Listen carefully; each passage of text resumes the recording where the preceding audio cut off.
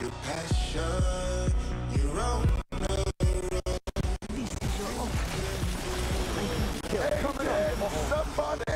This could be the end. Oh my God! Of my destiny. You can't escape. You order the full takedown. This has become tedious. Mere puppets. Just to be the one. Just to be the one. Just to be the one. One. Fight your way to the top. It's just because you better. Fight your way to the top. To be the one you gotta. Give it everything that you got. You know you got some fire. Let it burn through the night. Be the one. Fight your way. If you stand in my way, I will kill you. No need for talk. Let's do this. Round one. Fight.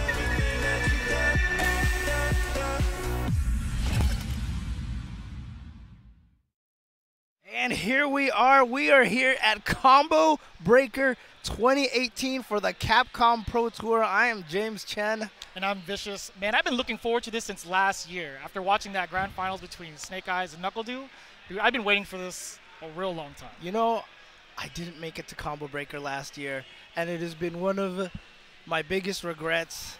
And to come back here this year, to see how, like, I don't know what it was like last year. It was amazing. But compared to 2 years ago, like, I walked in the room, the amount of people here, the how packed it is. I just saw pools everywhere, and there's this buzz in the air from all the people that you can see here. People are definitely excited for Combo Breaker. That's right. And you guys should be too. Even if you're not here, we're going to provide all the action here for Street Fighter V on the Capcom Fighters stream. I'm just about excited that the guys queued up and ready to go.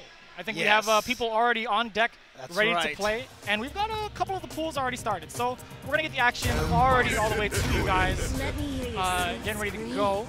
We have no delays here. We are coming straight to you with some matches right from the get-go, and it looks like we're gonna have Juri versus Bison. That's right, and you know, these costumes are actually pretty cool. We got SpaceCake as Juri, and then SuddenBlackout playing as Bison. I know SpaceCake part of the No Good Network, NGN, alongside No Good Citizen. One of the known Guile players in this area. Oh, man. Oh. All right, well, a good start right now for SuddenBlackout. And, you know, one of the things that I'll say right now for Combo Breaker, this is one of those events where everybody in your pools, even though there's over 600 players in this pool, 654 players, yes. Every one of these guys can be a killer. There's going to be so many surprises here this weekend. Right. And so far, SuddenBlackout with a great start. Yeah. Already pushing through the corner. SpaceCake trying to find her way out, spends the bar, but again, loses her turn immediately after. SuddenBlackout is just going to play it nice and cool. A little too early with that jump medium punch. Couldn't get the juggle afterwards. Activation, and just a frame trap right there. Just a standard frame trap. Light punch into medium punch. And SpaceCake caught hitting buttons in between. Right. Yeah. It was a little far out, too. That strong actually probably clipped one of her normals coming out. Again, that frame trap, it wasn't going to be too far, but managed to get SpaceCake anyway. Already to the corner again. Same story as round one. SuddenBlackout trying to keep her there. Yeah, and attacking after the EX. And here we go, right into the corner. Mistimed that meaty, unfortunately, but here we go. EX scissors, gonna get the knockdown, and gets out, but that is punishable. And again, SpaceCake hitting a lot of buttons, a lot of buttons. You can see a lot of counter hits, a lot of getting hit by frame traps. Attacking during negative situations a lot. I think it's more of a warm-up round for her. She was up there for a little bit. You know, maybe she can find the normals to stop SuddenBlackout from being so offensive right out the gate, because that was pretty much the case for both of those rounds. SuddenBlackout just managed to close the gap, get the knockdowns, and push it towards the corner. I think she needs to be a little bit more active to pose a threat. Oh no, no punish on the jump. In fact, even threw a fireball. Now getting crush countered, more buttons being pressed. Again, you see Wake Up with standing light punch. Just hitting buttons in all the situations right now. Scissor kick, gets the knockdown, and again, gets it converted. Yeah, he still manages to get it. SuddenBlackout playing real cool. Looking at match point here, the startup of Combo Breaker. Nice thing for him right now is just he can just kind of do what he needs to do right now. And a lot, like I said, just a lot of buttons being pressed on SpaceCake's side. All right, well, she gets the overhead. Now, here we go. Here's some pressure. Tries to fish with that EX, and then gets caught low, unfortunately. Oh, we tried to go for the tick throw, but he actually landed the stand jab, didn't convert anything off of it. Nice call from SpaceCake. Oh, Other the other side, side. real tricky. Yeah, nice mix-up, but unfortunately puts herself in the corner. Activates her V-trigger. Oh, juggles for the reset, and then dashed up for the throw. Now this time went for the shimmy. Oh, that's going to be a gang of damage. Activation.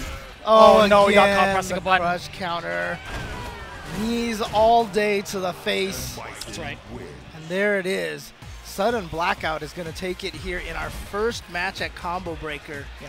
And, you know, it's a tough situation being the first person on the stream. Absolutely, man. 'Cause It's nerve-wracking, man. Yeah. You're literally starting off the show. Exactly, You know? exactly. And you're like, oh, okay, I need to make, you know, I need to do this. I need to play well. If I'm the first one on stream, Yeah. it's a tough situation, man. Yeah. Especially early in the morning like this. You It is might what it not have is, had yeah. a chance to warm up and everything. Yeah. So, you know. I definitely know, like, pools started around, like, what, 11 a.m.? I think Something so, like that? yeah. Something yeah, around I that think time? so. Yeah, so it's pretty early morning. We did see a couple of the pools advancing. If you guys are following along to Smash.gg, right, if you're going through Combo Breaker, there has been a couple notables in the B pool, which was I was anticipating. Okay. You had like the likes of JohnTakeuchi, Fuudo, all those guys, right? A ton of players, and the format's different here, I believe. Three people make it out. 3 out format. So basically 1 out of winners and 2 out of losers. That's right. They don't play the losers finals because that almost, like, I would say, like, we need the game 2K to do some statistics for us. But like in regular pool, the losers finals in a pool almost like 50% of the time is a run back. You know, so they do the 3 out so that they can swap them around and play other people. Yeah. But you mentioned guys like Takeuchi and Fuudo out here. Combo Breaker is probably, like, there's Evo, right? Sure. And then there's Combo Breaker and CEO right here. So those are the 2 events that get all the international players. They get players traveling from everywhere. So Right. anyone who's anyone right now is going to be here for Combo Breaker this weekend. Yeah, I feel like that's the case with majority of the premieres now throughout the tours, right? Yeah. You had NCR, you actually had JohnTakeuchi there as well, That's who right. actually didn't even get to scratch top 32, if I remember correctly. He was like in the top 102 or something like that. It was like 139th or whatever. Speaking of international, this man has been traveling everywhere. Problem X. Mouz That's what I'm talking about. Esports Problem X with the aggressive Bison.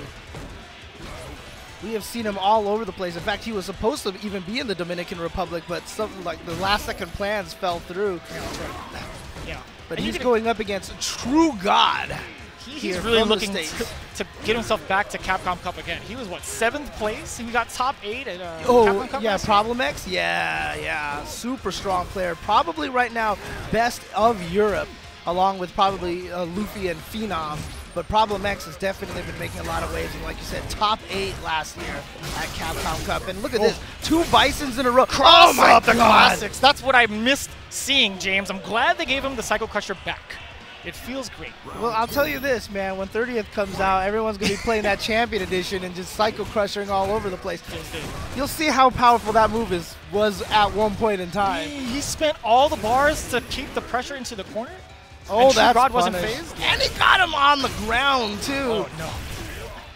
Oh, no. One more hit for the stun. Okay. I appreciate that. I like the use of the V-reversal. He might not have enough life to get another one, but it just gives him another chance to get out of that stun phase, but it's not going to matter. Problem X taking the first game in a real offensive manner. Yeah, I mean, Problem X has been traveling so much that he could have traveled 2 hours to go to Stunfest, but instead flew overseas to go to Toryukin. That's right, and he got second under Justin Wong. Yeah, and you know what? He might have done it because I don't even know if he went home. Maybe he's just been hanging out here in the North America region. You know. At this point, I don't doubt it. He's been absolutely everywhere, just tearing it up. Right, and TrueGod's got a full play on his hands right now.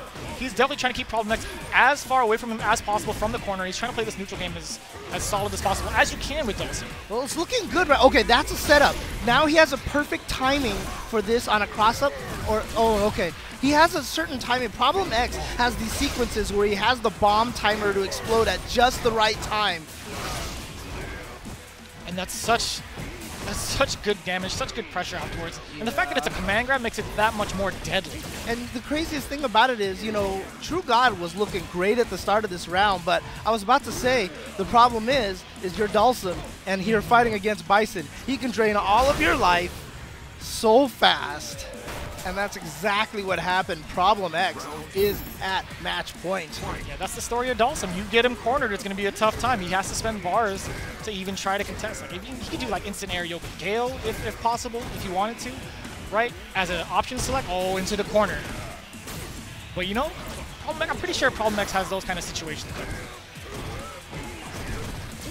truegod with the V reversal. I like the early V reversal though. Oh, he got it to combo after the slide too. That was sick. Good job, the truegod. Oh no, he hit a button. He was anticipating Problem X to stay grounded, but not the case. Go. Yep. I like that a lot. Yeah, again, he's just using all of his V meter right now for the reversals, and I like that idea. Just get him off of him. Oh, and he faked him out. He thought he was going to be punished. Okay, crush counter into the sweep. Here we go. truegod with a chance, but he missed it down. He tried to get a meaty setup going, and Problem X knew. He's like, that's not real. Yeah. truegod. There you go. Falling short to Problem X. Yeah, I can see truegod not happy about that, getting sent to loser's bracket right away. But you know what? Loser's bracket, so he has a means of getting out of there. So yeah, again, 2 out on the loser side to get to semifinals. Right. Looks And it has to be like losers from, so going in through the winner's bracket, right? During the grand finals of like the winner's bracket, if you get sent to losers from the spot of grand finals, that means you're still in. Like you don't have to go through an extra gauntlet from there. Right. So that's pretty good. However, getting sent there from rounds, any rounds prior to that, that's where the gauntlet begins. Yeah, right, James? you know, getting to grand finals through the winner's bracket makes you play 50% of the matches than if you get sent to loser's bracket and then get to grand finals. You have to play twice as many matches getting through the loser's bracket than you do through the winner's bracket. And again, I mean, another international player here, also just coming from Stunfest, UIU's NL. The Cammy player from Korea just recently won a ranking event. You know, a lot of people have been talking about this character, Cammy. You know, he won it first at Saigon Cup, if I remember correctly. It was one of the Asia events. I can't remember exactly which one it was, but Saigon Cup sounds right. Yeah, he's definitely tearing it up. He got first at Saigon, and then he got fifth. He got fifth place at Stunfest. Yes, really, really putting in the work. And I remember watching him last year at SoCal Regionals during the CPT and the heartbreaker between him and Commander Jesse. Like watching that match unfold, I'm like, man, I haven't even really heard of NL towards like the later end of the CPT until that very moment. Right? And I've heard nothing but great things afterwards. Oh yeah, it's him and Verloren are the Korean Cammy army, basically. That's right, yeah. And it's funny too because they even split duties last week. Verloren was at Battle Arena Melbourne, and NL was in Stunfest, so they were like, we'll dominate on separate parts of the world. What's also crazy is they're recruiting more into their army. They've had John Ding, famed Tekken player, that's right, moving on to the Cammy army as well for South Korea. And that's a fact. He's actually joined in Street Fighter V multiple tournaments throughout the CPT.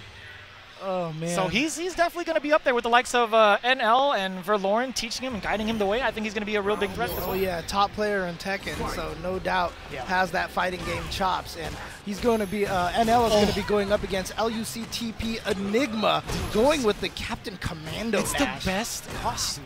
It is the best costume. Oh yep, that's going to be stun right there. Yeah, had to switch over. Wanted to maintain that corner positioning, but still the perfect right out the gate in Las Vegas for NL. So NL is much more aggressive than Verloren. NL is definitely more prone to just going for dive kicks. Verloren's really good at aiming those dive kicks, but NL just likes to go in on you.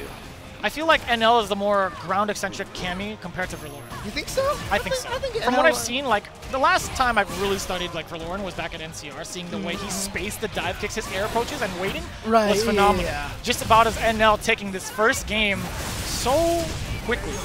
He only lost that tiny chunk. Whatever you see on the screen right now, that is what he lost in game number 1. And this is what Cammy can do to you. This is why so many people are talking about her, especially because the mid-season patch, she got new tools. You know, She did. she only lost like one small, completely insignificant thing, and then gained a bunch of other stuff. And so now a lot of people are talking about her as being the strongest character in the game. If not top 3 to top 5, right? Right, Yeah. exactly. And again, you see it. Okay, nice challenge there from Enigma, showing signs of life, but misplaced the moonsault. Yeah, and guess what? You're in the corner now. Ooh, that was a counter hit conversion. Okay, NL again. Close the stun again. Oh, just hitting buttons. And here we go. Yeah, didn't even need to spend the meter. Didn't even spend. He just like was, you know what? I'm going to uppercut even if it doesn't kill. I'm not even worried. Yeah, he definitely had the bar just in case, if he wanted to spend it, just in case. But still, going into this potentially final round for NL looks real great. Enigma still trying to fight. No, there should be a big punish here. You don't understand. I'm so confused right now. I keep expecting Nash to throw some Captain Corridors right now and, you know, call his Captain Commando friends. Get but Gennady to just fly across the screen for you. Exactly. But it's Hoover with the missiles. Hoover was great. Hoover was a great character. Oh. They had different names in Japan and in America, because like the ninja to me was always Ginzu. I don't remember the ninja's name. Yeah, I think that's what his name was, but you don't really get any meaty setup off of that from the throw, but it doesn't matter. And making it real nice and easy in his pools. Enigma. Yeah, you even saw kind of the look on his face when he took the headphones off. So he was like, well, I think he still wanted to play. Yeah, he was looking like, uh-huh.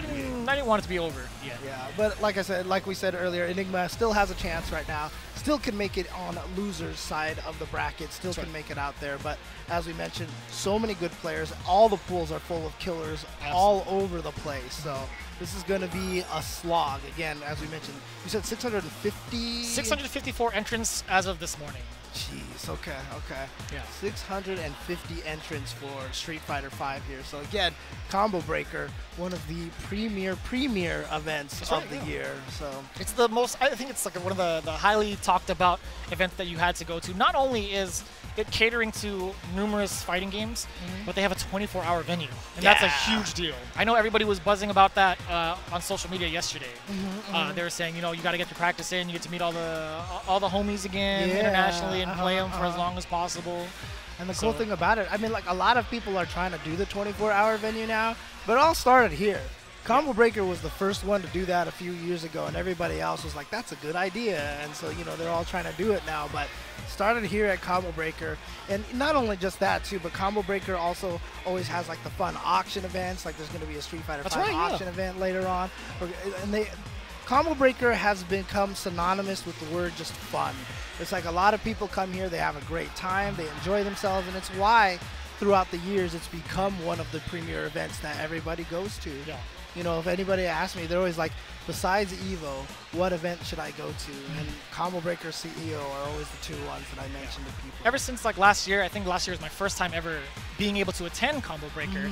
And now going forward, that's like one of the things I really have to show up to, honestly, because it's really catering to a lot of different communities. And I think it's great. I think it's a great idea. Just giving all those opportunities for players in the community in general, right? Yeah. Oh yeah, absolutely. An even bigger stage for these two individuals, No Respect and the Rising Dragon, queuing up. For those of you tuning in, this is the B block of pools for Street Fighter V. And as you see there, they're queuing up, ready to go. It's going to be in pool B1. So you can see on the right side is No Respect. On the left side over there is the Rising Dragon. Yeah. Although I've seen the Rising Dragon in the pools, I think he's one of the, not necessarily like locals here, because this is a pretty big area. We're in St. Charles right now, but Illinois is definitely a big area. But however, No Respect, he put himself on the map when he put Punk into losers back at West Coast Warzone last year. And that immaculate pop-off afterwards, where Punk was actually picking, he picked Urien against No Respect, who also plays, or who also mains Urien, right? So when that happened, he went on a rampage. No Respect was like, don't you ever try to do that against me. And he was pointing to the camera, he was pulling off a whole show. And it was great. He put himself on the map ever since then. He got called to a bunch of online tournaments. He's been doing non-stop traveling. At least he was at like ESL King of the Hill at one point. He was, yeah. I think he was the debut show for ESL. Oh yeah, okay.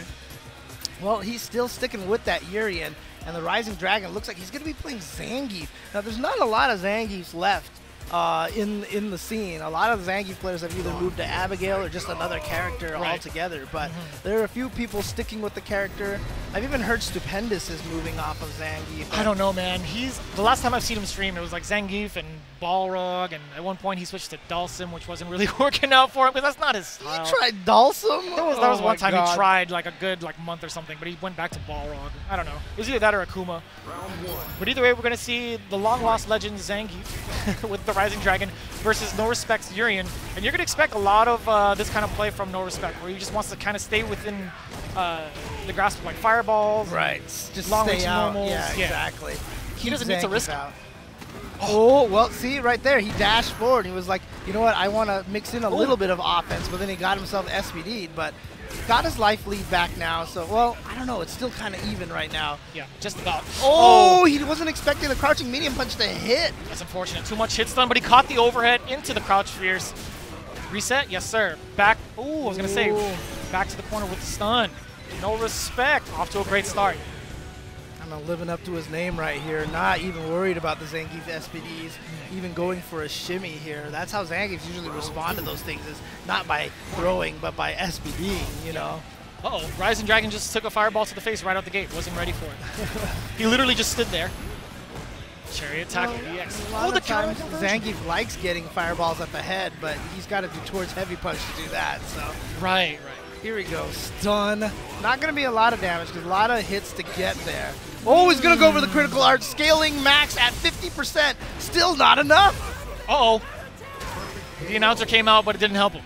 Yeah, the announcer was all yelling, and as soon as that happened, the announcer was probably like, oh. Probably. No Respect off to a really great start. Again, the first game, just like that, 2 rounds straight with the perfect, looking like he understands where he wants to be against the Zangief match. I really wish that they did that, though. Had the announcer go, oh, if Zangief gets KO'd while the V-trigger's active. That would have been hilarious.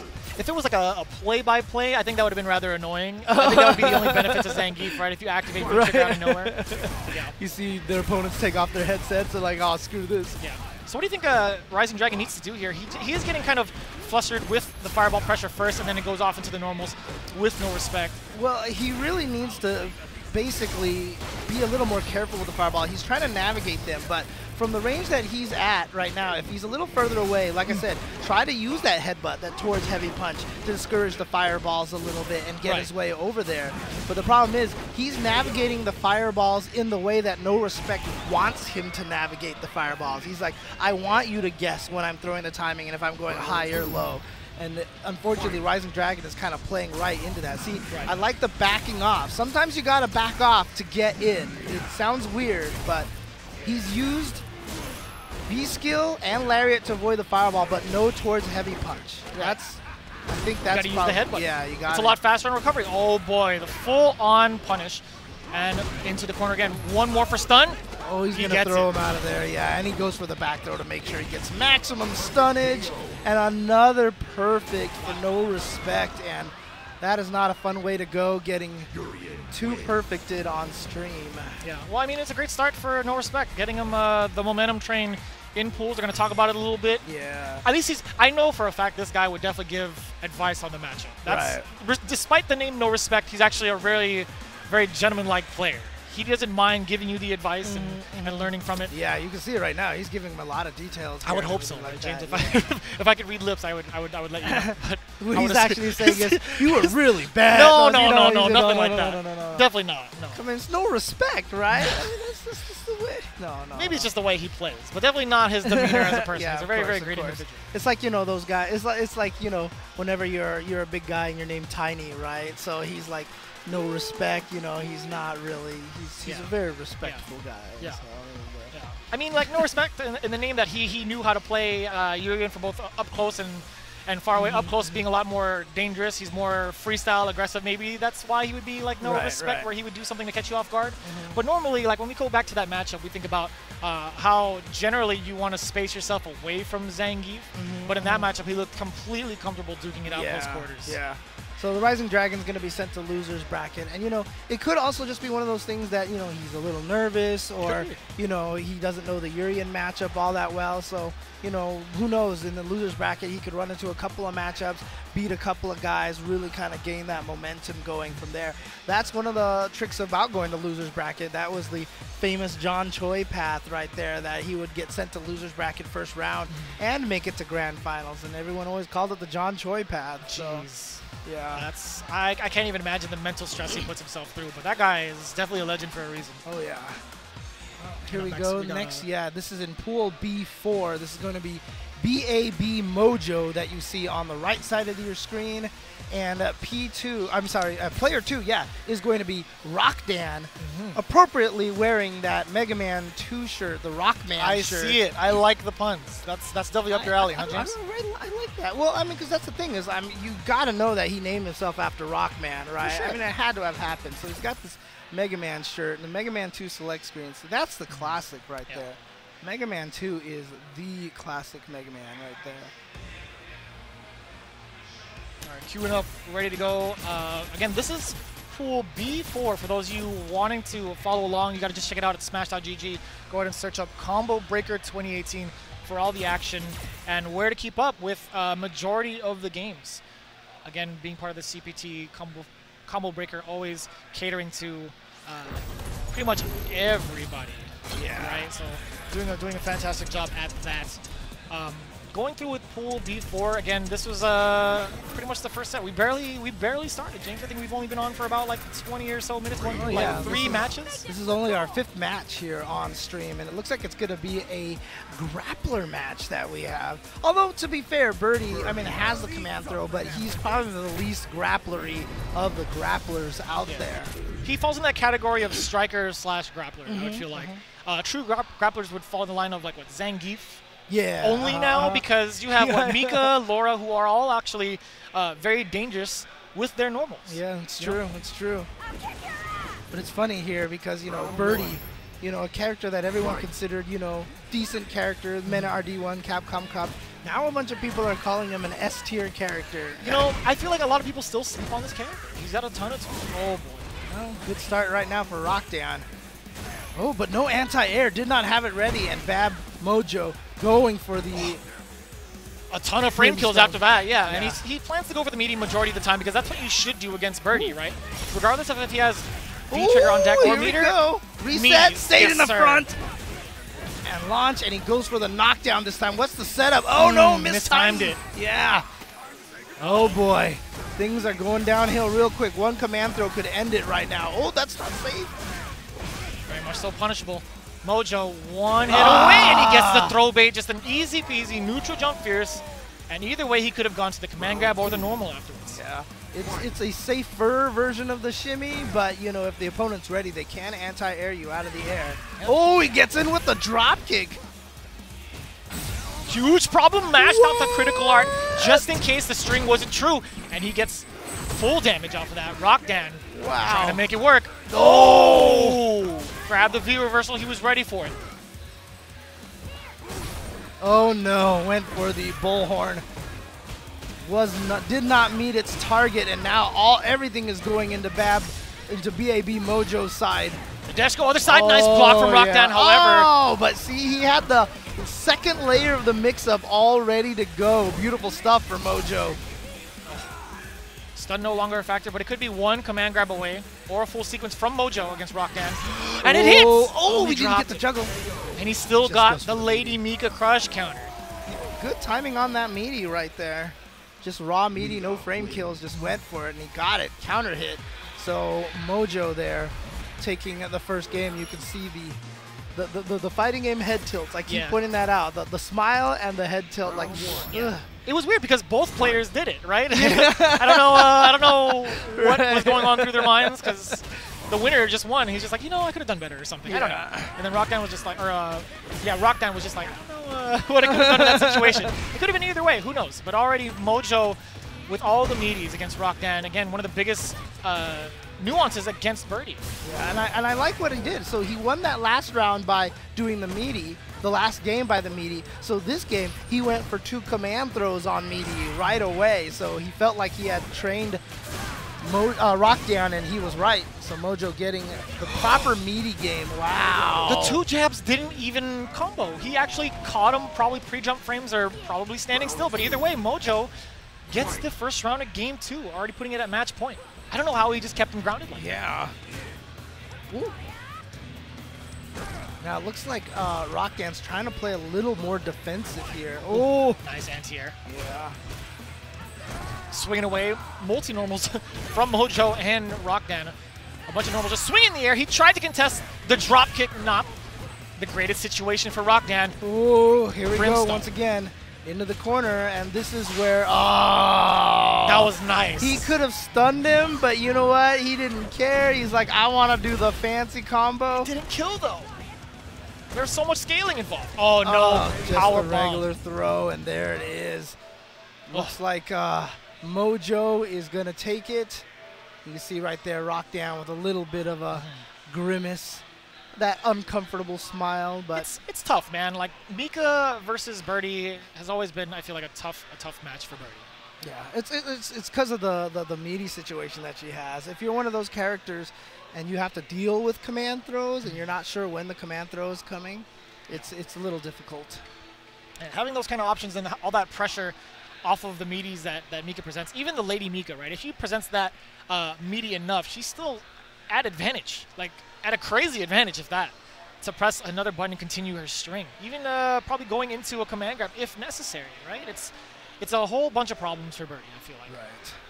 It looks like coming up next here we have RSF M.Lizard. Now there's a lot of different Kappa and other places have sponsored players before on Reddit. And so I don't know what the story here of M.Lizard is, but apparently he's from Korea. Yes, that's right. He's from Korea. He placed 13th at Fighter Spirit. He put Punko into losers. Okay. And that really put him on the map. Punko playing Kolin versus M.Lizard's Vega. And Vega already is a rare commodity as well. There we go. There's the reason right there, because I know a lot of the the Reddit teams, they like to sponsor the underdogs, So let's see what M.Lizard can do with Vega, and he's going to be going up against AKI ThugPassion. I was going over some of M.Lizard's matches, mostly the Punko one. That lasted about like 15 minutes. I feel like, because he's a very patient guy, and with the Lexicolines, you don't want to make a mistake. Right, and with Vega, you kind of have to be patient, right? You're gonna have Vega's not one of those characters that's going to momentum kill you all in one little sequence. Yeah, I feel like the only way he can do that is with mask off, where he's actually able to cancel into normals and keep himself or keep the momentum going afterwards. But it's still kind of tough because Vega's always been the keep away kind of character in the history of Street Fighter.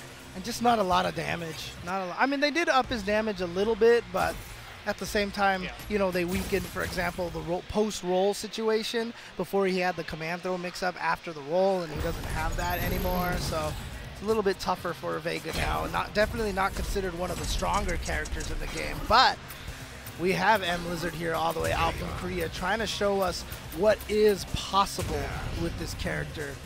And it is going to be, looks like Vega versus Nash. Did he go for a V-Trigger too? I didn't even get to see the switch. He went for Bloody Kiss. Okay. Both V-Trigger 1. And ThugPassion's going to go with Classic Nash. Yeah. When I saw him play, majority of the times, of course it's going to be matchup dependent, like what V-Trigger he uses, but the most of the times I've seen him play with V-Trigger 2, where he just uses it as a combo extender rather than a defensive tool. But that's not the case here, as he feels like Bloody Rose will be just as efficient against the likes of Nash. Great timing on that jump. Unfortunately, wasn't able to connect the standing heavy punch afterwards. You see ThugPassion right now trying to build some space with the back dashes. And I like the checks here from M.Lizard, keeping it more mid-range. He had to spend it. He was going to get jumped in on. Yeah, good reaction on his part to know that he had that option. Well, here we go, counter poke, but he went for too many lights. Too far. So he can get the Sonic Scythe, and that's going to grant him, or going to punish him a little bit in the end of it, because now he's going to be playing all defense. Well, he's got the V-Trigger now. Is he even going to have a chance to activate it?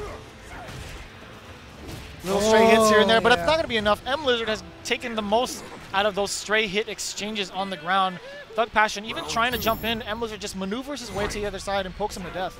It's just a good job right there. Wow, walking are you under serious? the cross up, and he's just going to go for the critical art. great conversion, and that was off of a very, very far fierce from M.Lizard, already taking almost 50%. Oh, I'm No not answer. sure what he was going for, that jumping whiff medium kick like that. All right, Again. again, yeah. That's unfortunate because that's a good mix-up tool, and instead, Oh, he didn't get to convert off the stray hit. Crouch strong counter hit. ThugPassion still trying to find his groove here against M.Lizard.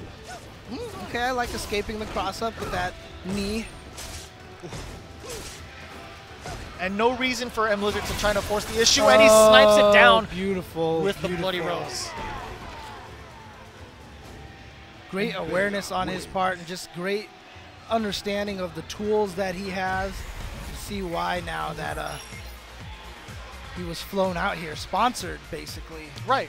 You know, M.Lizard keeping it real cool and neutral. He hasn't done anything to be too risky, nor has it called to his attention. ThugPassion is really just trying to find his footing here, or his groove, if you will, in the match. It's a cool shirt that he has on, the combo breaker shirt, looks like. He's got the revised 3S artwork, if I'm not mistaken. Well, Switching he's off to going to Bison. switch to Bison here, so it's going to be a Shadowloo showdown here, literally, between Bison and Vega. Man, rest in peace. By the way, I totally forgot. Yeah. Yeah. Round one. Used to be one of the major tournaments in Australia, and now OzHado and Battle Arena Melbourne are the main ones out there. Oh, okay, just going for the jump light kick. Short block stun, so he gets the throw quickly. And again, a whiff jumping medium kick. I'm still not sure what he's going for in that situation. He could have got the combo, just dropped it ever so slightly, but smart move for ThugPassion to kind of back off, back into the neutral space. Oh, he went for the, that had to be a Devil's Reverse. If it was stomps, it would have knocked him down. There it just is. like that. And I like this a lot from ThugPassion, playing it nice and cool, keeping the space, no air-to-air, no reactions. Oh, the other side. That's not going to combo, just hoping to catch him low, but I love that air-to-air. Oh, he was just waiting for that forward dash, had the crouching light punch all ready for it. Okay, comes down with the Devil's Reverse. Now it is time for ThugPassion's mix-ups, but good defense from M.Lizard. Didn't spend the meter right there for the, And it still got him. He went for the critical art. ThugPassion just wasn't ready for it. He might have anticipated something else. Was Pressed the that button. the delay? I mean, was that a head stop? I'm not sure what he caught him out of right there. I missed it. I didn't even see the words counter hit on it either, but man, that was a very, very slick anti-air. Yeah. And again, M.Lizard just showing, like, if you know your character, you know all the tools that they have, it's a lot of good things that you can accomplish. So he is looking very strong here right now. Got the counter hit, so that time it did combo into the Aurora Spin Edge. The ace. Ooh, not that time. He jumped out of the combo. Oh, yeah. Here we go. Gets the knockdown. What's the setup? Just goes for a meaty, but the reversible meaty. Oh, he had it all ready to go. So much precision from M.Lizard. Every move was a deliberate move. Yeah. And that's what's so beautiful about that. Using Vega to almost max potential. It was almost, it's like so appropriate for using Vega. It looks so graceful. It looks so precise. And that's kind of what you expect out of, you know, that's what you expect from Vega. And is this really the matchup that we're getting? Yes, my sir. God. How far along in the brackets are we here? This is Pool B2. These are two of the strongest old school players there are. And Vi, of course, is also a pretty strong current player too. Team old guys is what it is. Yeah, Huh? he's been teaching a lot of the new players at Wednesday Night Fights all the time. He enters every week, plays a lot of the new characters from the DLC to show people what those characters are capable of. And he sticks to it, by the way. He is very strict on himself. He will play the DLC and force everyone to learn that. Yep. And Hsien, one of the strongest players from the Texas region. If people saw Texas Showdown, they've probably heard me talk a lot about old school Texas and just like the legacy that they have there. And Hsien has always been one of the strongest players from that region. Right. And so this is a true old school match here. These guys, I mean, I wouldn't be surprised if I busted out one of my they got stick twins. That's what they were doing. Oh my god. They were showing off each other's sticks. It's like, hey, you want to? I know that was Valle's ideal 100%. He's like, hey, you want to show this off? Come on, guys. But like, if I bet you, if I busted out one of my old Texas Showdown DVDs at home, you know, that it would probably have hsien and Alex Vi potentially on that DVD. Right. I wouldn't doubt it. Speaking of, you know, Valle really surprising people at Texas Showdown this year, placing just under top 8. He placed 9th with Blanka-chan. He said that was the first Texas Showdown that he didn't make top 8. Oh, really? So he had come close year after year after year, but he is going to stick with Blanka-chan. And hsien, we've seen him use Juri even in season 2. I think it was like season 2, yeah, that he did really well with that character. Surprised a lot of people with what she was capable of. So we've got ourselves here a very rare matchup. I mean, I would sit here and tell you what we would expect out of a Juri-Blanka matchup. But let's be honest, I have no idea what to expect with this match. I've definitely gone through both players' CFN, and I haven't seen this matchup on any of their logs. So this is going to be very unfamiliar for both. We don't have Juri players, or that many Juri players at this level of Shenzhen in Southern California. I can attest to that. And there's just not a lot of Blanka players out there right now either. Especially also at the level that Alex Vi is. Now, what I can tell you is that Blanka's just really good at playing the mid-screen distance because he's got about 4 different ways that he can jump at you, quote, unquote. And they all kind of mask each other, but hsien seems like he's ready for everything so far. Grandmaster level Juri from Shenzhen, who also plays 17th at NCR.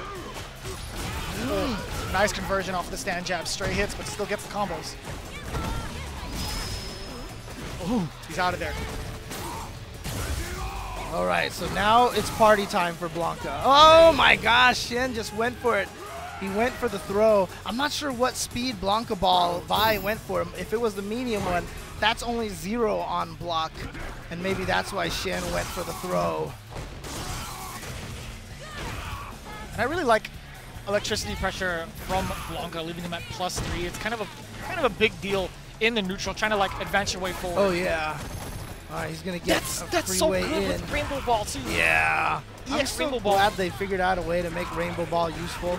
Yeah. They have never been able to do that for their whole entire lives, and then they're like, there's so much startup. Why not just give them the pressure afterwards? So. Spending the bar to get that close. Yeah, why not? Chin check with the activation. Nice. Getting the conversion off the Rainbow Ball punish there. Okay, here we go. Opportunity now for Vi. Hops out of the corner. That's plus. Yeah, and hsien challenged right there. So if he does the light Blanka ball, he is plus after the V-trigger follow-up. Medium ball, he's 0, and heavy ball, he's minus, so you can attack at that situation. Is there any case where if you use the light version of the Blanka ball where he actually ends up behind you? I don't think that's the case, right? Oh, I'm not sure. You mean if he has the cross-up one, right? Right. Yeah. I think the only case you would see that is medium or heavy, right? But I haven't seen that with light ever. So when you see him in front of you, you have to sit there and take the pressure, I believe. Ooh, he gets the jump in, but Vi misses the combo afterwards. And the keep away from hsien right after. As soon as he sees the let go from Valle's offense, he wants to reset it as much as possible. I think it's a smart decision. Rainbow Ball on the other side, and the straight hits again. Cheng with the jab conversions has been super clean, and the meaty combo afterwards. Yeah, here we go. Corner combos. Good damage right there. One more of those will do it for him. Gets the throw, and it is the stun. hsien is going to take game number 1. And let's see if Vi decides to stick with Blanka-chan, or if he goes and switches to... Sometimes he goes to Ryu. Like when he goes to serious mode, so he plays Ryu a lot. Does he still stick with V-Trigger 1? Because I do like some V-Trigger 2 action. Yeah. I love V-Trigger 2 action. Every time I see highlights of Vi playing online, it's always V-Trigger 2. And it's like always against Denka Diaz, He's always getting him with that V-Trigger 2. Yeah. He always manages to find a way to sneak in. Oh, it doesn't even matter. He's going straight for the rematch. Stick with Blanka-chan here. Going with the abominable snowman version. Look at this. Yeah, so difficult to punish as well. No anti-airs into the corner. Here comes Vi. Nice throw break from hsien with the side switch. Yeah, but that's a problem for Vi. Now that Vi knows that hsien knows how to punish the jab ball, the light ball, it's going to be hard for him to try to mount some offense. Oh, I like it. He knew he was plus, so he said, you know what, I'm just going to disrespect you.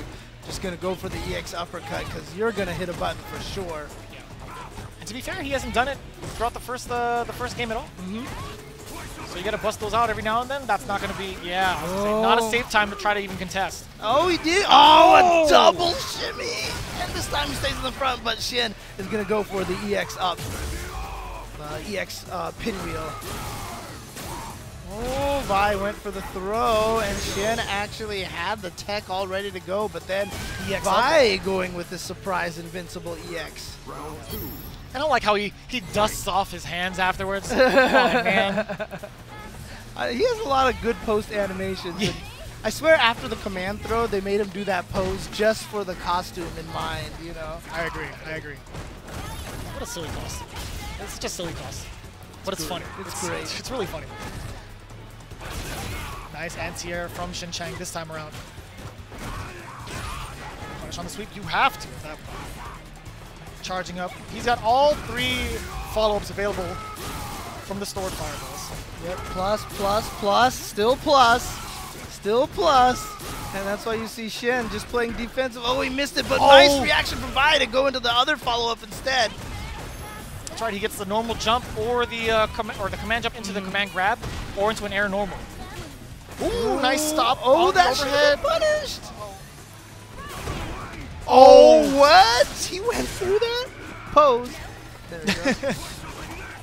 Plus. He's in. Oh, what was that? That had to have been an up ball from Vi.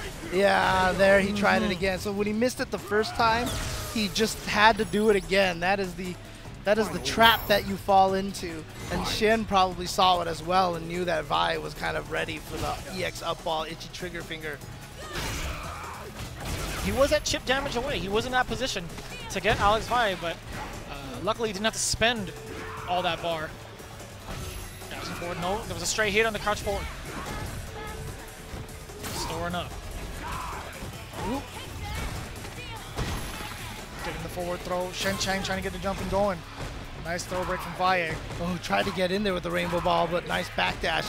And Hsien, I like kind of like the OS that he's doing. He's just hitting jab in the timing that if he blocks, the jab won't come out, and if it whiffs, then the jab will actually punish it. Here we go. Vi goes for the throw, and again, a beautiful throw tech from Hsien, and using that kick right there to go over the lows. Shin Chang playing a really good game of keep away here. Playing the life lead very well. Up ball. Alex Vi does not care. He didn't use any of the follow-ups. He didn't want the damage. He wants to save it for the pressure and the mix-up, but he's at no life right now. Chip is a danger. All Hsien needs to do is hit him one time, and we're going to get... Oh, that wasn't going to be it right there. Getting it over Alex Vi 2-0. So Hsien is going to win the battle between the old men here. Kept wanting to make all these like arthritis jokes and stuff like that, but I can't do that. I of all people cannot do that. You're in the club. I think you're one of the ambassadors. I am one of the captains of the club. You're the cabinet. You're no longer a cabinet member. You're actually part of the elites. Huh? Yeah, exactly. I already have my platinum membership there on the old man club, so you know. Look, man. As long as you still retain the knowledge. The reason why I call you my son, right? So yeah, here we go. I don't understand. I'm so proud. Oh, all right, James. Let's talk about the next match coming up. We actually have E-League, one of the E-League challengers, RobTV, over in Pool B1 going up against Flash. But you're not going to see that just yet as we're getting them queued up. We're going to take a quick break, so don't go anywhere. We're going to go back with some real high-octane matches. But before we do that, let's get into some quick shout-outs. Oh, yeah, absolutely. Oh, well, wait. You're just testing us at this point. Yeah, I know. They're really just trying to make sure that we're on our game here. Actually, I told him to do that. I told him, I was like, make sure you test my son. He needs the... No, I'm just kidding. Look, I'll tell you what. We're going to go into these breaks real quick. Don't go anywhere. We'll be back with some more action.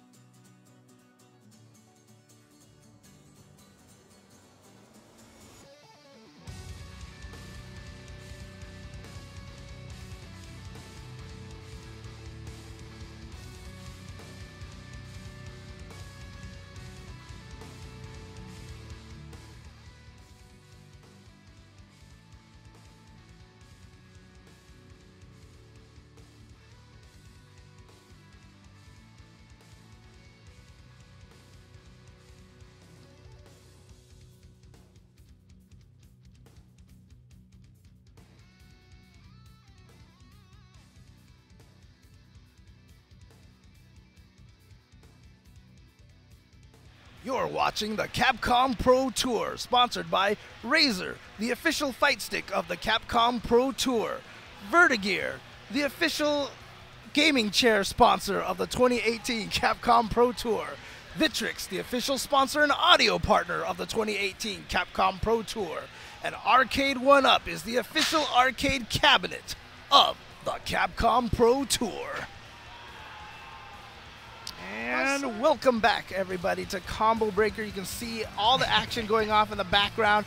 There's a stage in the back corner over there. There's 5 stages or 6 stages here. And it's all around the ballroom. That's right. There's a giant stage for almost each game here, and there's a ton of people crowding each and every stage. It's kind of hard to venture around. I wouldn't advise it, honestly. If you got a chair, you got a nice chair, viewing all the games, I wouldn't move one muscle. Yeah, but we have, as you mentioned before we went on the break, we have Flash on the right, who just recently won American Online Tournament. That's right, the first North American. You were doing that one, right? No, I was not. Oh, that was, you were, okay. Rip and Wrench. Ah, okay. Yeah, but he did get 17th at Texas Showdown. Yes. Longtime sparring partner of Justin Wong. Well, they live together. Yeah, they live together now. Yeah, they're both in Vegas. And, you know, he's been rocking out Kolin more so than his Urien back then, where he was a pretty strong Urien player. I think he's found his group with Kolin. And then on the other hand, you have RobTV, E-League Challenger's own. Yep. RobTV rocking out with Guile. He does have a pocket Karin. He started off with Karin, as a matter of fact, but has found more success with Guile. Yeah, and just recently, I forgot which event it was, but I think he got like 3rd place at an event. So, very strong player here as well. Yes. So, let us see how this matchup goes down between these two players here. It's going to be interesting because Guile's obviously going to try to do his best to keep Kolin out. Sure. But Kolin has a lot of tricky ways to get in there, and you saw right there one way that she can kind of try to neutralize the Sonic Boom, but probably not going to be a long-term way to get in. But look at this, pressure from Flash already, and RobTV escapes the corner just by jumping out. You'd be surprised at how often just jumping out is the #1 way to escape the corner. Right, and we rarely get to see Guiles get jumped in on ever. But Flash managed to find a really solid hit off of that jump in and gets the activation afterwards. Low medium kick, but nothing. She's no on follow. ice skates now. She's going to be able to do a lot of funky things like little bits of wave dashing and such. What a whiff punch from Flash. All right, what's the mix-up here? Oh, thought he was going to back roll. Try to send an icicle down on top of him over there. Wow, that hit him out of the air, but Flash was hitting buttons when he landed, so he got caught anyway. Oh, makes it through there and baits out the Flash kick. What patience from Flash, knowing that RobTV was on such a pixel to get hit. Very last second to get hit, and he still went for the EX Flash kick. It's one of those scrambly situations where people haven't had a chance to think like, oh, he's going to wake up. So he thought that was the perfect time to go for it, but Flash was definitely ready for it. I mean, the move is named after him. That's how old school Flash is. No, I'm just kidding. Hey, look, I used to call it the Razor Kick, okay? That's what we called it in my arcade back in the day. I get people make fun of me for calling it the Razor Kick. And so much, I was going to say, so much more range on Kolin's normals with the V-Trigger 2, and that's going to be a ton of damage. I don't know, the scaling might not solicit the kill. It is enough. Oh, man. That was actually a full-on combo in V-Trigger 2 and still managed to get that much damage on a critical hit. Right. That's insane. All right, well, there you go. Flash right there. Comboing, getting that kill there in round 2, but also baiting the Flash kick in, well, I'm just going to call it the Razor Kick. You know why? Because Razor Kick is the official Flash kick of the Capcom Pro. Come on, man. I mean, I can appreciate it. Fight stick, Flash kick, right? I mean, come on. Razor, the official Flash kick of the Capcom Pro Tour. I mean, it's looking that way, right? With the talks, the current talks of the meta of Guile being top 5. So, I mean, that makes sense. Being the official Flash blah, blah, blah of something. Of whatever Guile wants to do, right? We're not going to consider that. All right, We're gonna stick to our okay. guns. Let's talk about the real Capcom Pro Tour here. All right, These guys all are right. fighting for Flash versus RobTV. Again, Flash getting the first game. Rob with a huge change of pace here. A lot more booms coming out the gate. Finds a jump in his Flash. Oh, but yeah, just again, out of the corner again, just by the raw jump.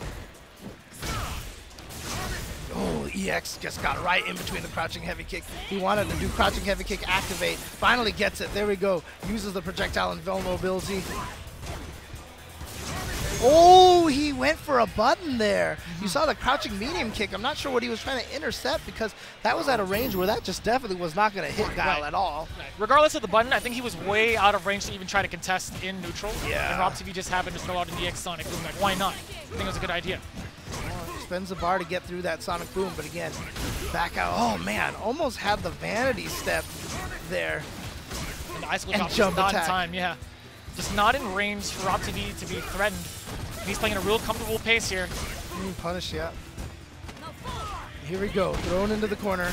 Oh, this time the regular flash kick too, not even the EX.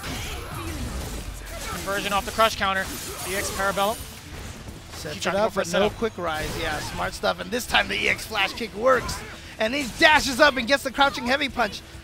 And he's checking. He's buffering those stand fierces. Flash is trying to bait Rob into trying to counter poke, but he's not having any of it. He's playing real calm here. Punish? Yes, sir. There we go. Great stuff to RobTV there, taking game number 2, tying it up 1-1 here. I don't know if they played each other at Texas Showdown, now that I think about it, because they were both in similar positions at Texas Showdown. Rob placing 13th and Flash placing 17th. You saw right there, Flash doing the head tilt with the smile. The fighting game head tilt smile.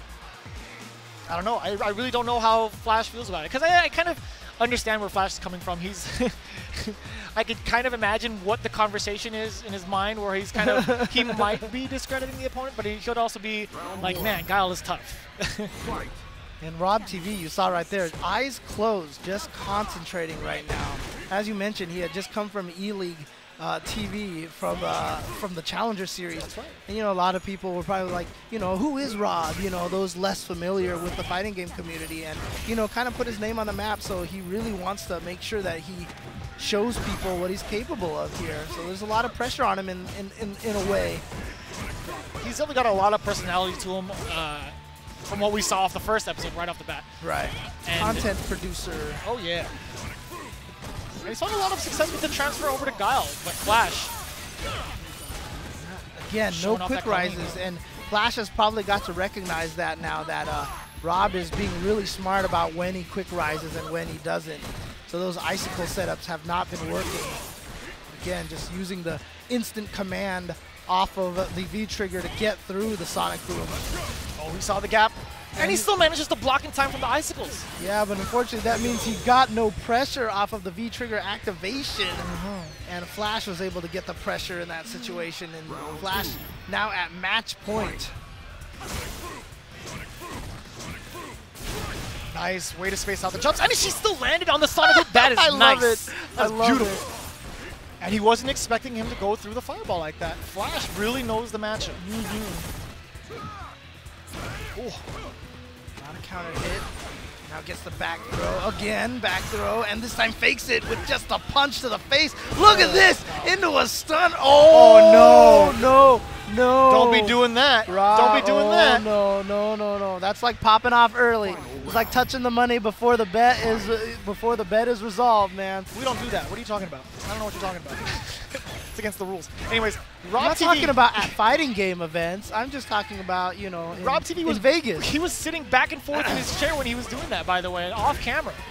And he might be in Flash's head. He might have got the hit though. Here we go, Flash. And again, no quick rise, something that Flash has to recognize. None of Using the that icicle meter. drops have hit from the setup so far. And Right. you're right. He needs to recognize that early. Okay, now the pressure. Tried to anti-air, didn't get it. Here comes Rob. He has an opportunity here. Gets him with that should upside be down enough, kick. but he did not spend. Oh, he did wake up super, and that's not going to work. And Rob is going to advance forward, sending Flash in the loser's bracket after the disrespect. Da-da. He needs it, honestly, because that's who he is. He needs to play off that momentum. He's talked about it time and time again. You give him an inch, he's going to take the mile. You see the smile right there? Yeah, look at that, the head nod. Like, I like yeah. it. I respect it. I mean, whatever gets you into your rhythm, right? Even if you have to disrespect the opponent, then by all means. And RobTV, you know, he's no stranger to danger. He's willing to do that so long as it gets him up and about. This is going to be good. We got This is a man I have not seen in quite some time, to Yep. be honest. I mean, not in terms of tournaments. Obviously, he's still doing a lot of content and everything like that, but I'm sorry, I just started slapping you. I didn't mean to interrupt you, but we got Fuudo on deck against Velociraptor. That's what I'm talking about. Always that's excited right. to see Fuudo, of course, just recently signed by Cygames. Beast TV is part of the Daigo team right now. Could not have asked for a better player, but, you know, Fuudo on track potentially to get second place here at Combo Breaker. You know, I make the joke because he gets second place everywhere he goes. You're And, not you know, wrong. He's traveled across the world for the CPT thus far, and you know what he did at Saigon Cup and Fighter Spirit? Yeah. He placed second Yeah. at both events, and that's got to be a heartbreaker. And what's interesting too is that he acknowledged it in the tweet that he had as well. He was like, I get to grand finals every time, and he's like, and I can never close it out. Maybe there's something wrong with me mentally, you know. And you know, there's no person out there who's going to be better at teaching him how to overcome that than Daigo, his teammate now. So, you know, let's see what Fuudo can accomplish here. But he has to go through Velociraptor now. Obviously, in Street Fighter 4, Velociraptor, one of the strongest Gokins out there, if not the strongest Gokin, known for the whirlwind sweep in Street Fighter 4. That's so difficult. You sound like you've been at the receiving end of that. That was not a standard. Oh, that I don't was want to relive those days, dude. That's not a thing to do. That's not. You don't sweep the sweep with Gokin. You don't. Whatever. But yeah, Velociraptor, he was over at NCR. He did pretty well. He got top 8 in Street Fighter 4 at least. He got 90. Sweep into sweep. He got within the top 100. And NCR back then, or this year, was a premier event, as well as being one of the most heavily stacked tournaments early in the CPT. Yeah. Oh my God, we've got Monster Hunter Mika here. Oh man. You is that Rathalos armor? Yeah, that's right. Oh, like I knew it. I don't know how to pronounce it per se, right? Because I've never really played too much of it. Right. I'm playing it now, but I've heard it was a very difficult armor to acquire. I don't know anything about the game, Yeah. and so I just was doing that off of, you know, incidental lore knowledge. So I'm proud of myself here. So, all right. So Fuudo, of course, going with Mika, and Velociraptor going with Necalli, going with Kazunoko costume Necalli. Here comes Fuudo now into the corner. Fuudo, of course, one of the most dangerous Mikas out there. If not the most dangerous Mika out there. I was breaking down some of Fuudo's gameplay, and his micro-step management is super clean. He knows when to back off just a little bit, either standing or blocking, or standing and crouching, right? Just in case someone tries to hit with a low. Oh, man. He's going to get hit by that, but I think he was trying to go for the trade. Oh my God, he tried to counter the drop kick, but was just a little too late. His defense is good, but his offense is great. Yes. I'll definitely give him that. And it's super hard to tell when he wants to switch it up between meaties, blocks, or true block swings, or command grabs. I rarely see him go for the command grabs at this stage of pools. And then you saw there the beautiful whiff punish by Fuudo as well. Full V-trigger ready for Velociraptor, something he really needs. Oh, too far away for that to come, Activation. but he's going to be able to get something off of this. Nice. Almost wall-to-wall corner carry. Excellent blocks from Fuudo, just backing off right after the second medium kick. He doesn't want to be in that space. The side switch. But the back throw, and he baits out the EX uppercut this time. Velociraptor was 2 of 2 previous to that. So smart. And it's so good from Fuudo to recognize that the crush counter combo wasn't going to be enough. Most players tend to stray away from the crush counter combos nowadays because of 3.5 changes, but the scaling is way more intact. It goes from like 100 to 80, if I'm not mistaken. Yeah, it counts as a two-step basically. So yeah, so instead of 100 to 90, it goes from 100 to 80. Yeah. And then you got the V-trigger activation as well into it. So there's got to be a lot of scaling involved. And Fuudo, again, being very smart, being very aware of where he was at. Regular uppercut. And man, he has been going a little bit too ham with those uppercuts, trying to show Fuudo that, you know, he's still willing to do it, but Fuudo's actually ready. Oh my gosh. And you know what? That's so difficult. He went for the meaty that time, and John didn't bite with an EX uppercut. I'll be honest, even though they're different colors, they're both wearing all this weird shiny armor. It's like actually visually hard to tell who went to which side in that situation. I'll give you that. It's pretty fancy. I'm just going by red and blue at this point. Or purple, if you will. I can't tell colors anymore. But Fuudo already pushing towards the corner. Velociraptor needs to fight back. Get himself out of the corner, because once he gets into this motion with Fuudo, it's been a one-sided dance. Oh, okay, exactly what he needs. Very important here. No testing the dive kick, but he still managed to sneak an uppercut. Command grab. Here we go. Now Velociraptor's chance here. He has the corner position. That's why Fuudo goes for the view reversal. Give himself a little bit of space. No, oh, he Are you kidding me? loves landing this thing. He whiff punished the Fierce right in his face. Stand Fierce, send a dash go tag combo. So People have asked Fuudo why he likes doing that critical art so much, and he says he just likes the animation. Oh, here we go. One hit in the critical art will take it for him. That's all he needs right now is that one hit, but he's got no health. So, boy.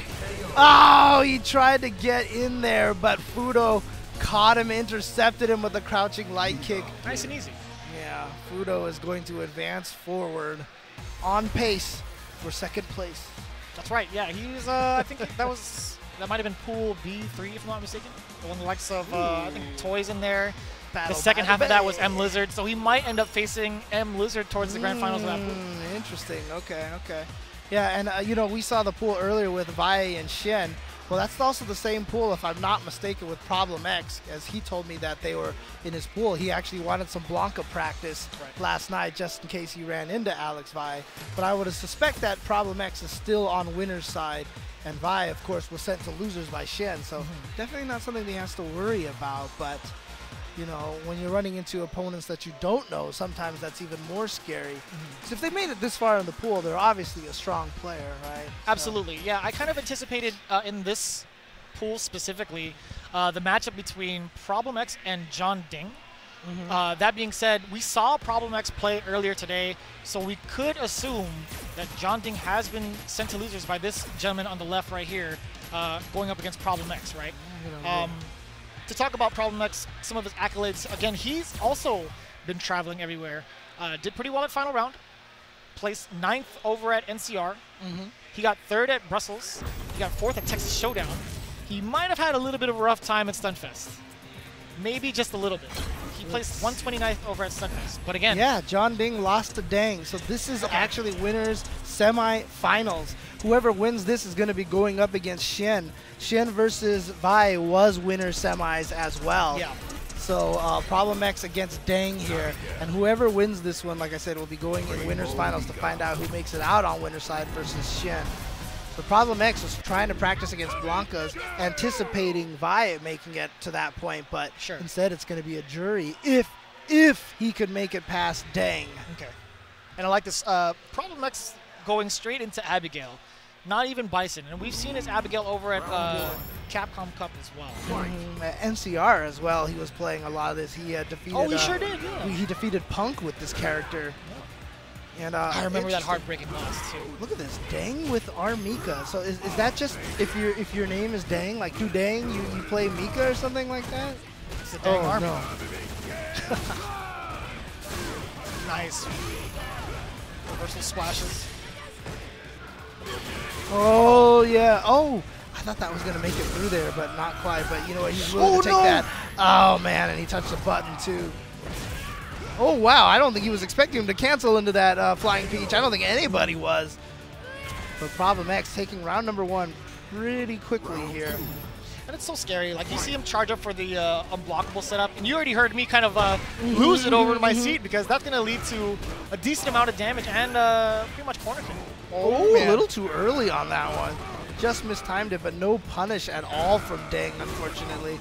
And he covers all his bases as soon as Dang wants to move forward. The command grab allowing him to get the meaty setup afterwards. Has to activate Nadeshko, keep it safe. Nice, uses the Nadeshko subterfuge to land the command throw. Oh, parry on the other side. Really? Counter conversion. Critical art? Yeah, Yes, he just gained it on the very last hit.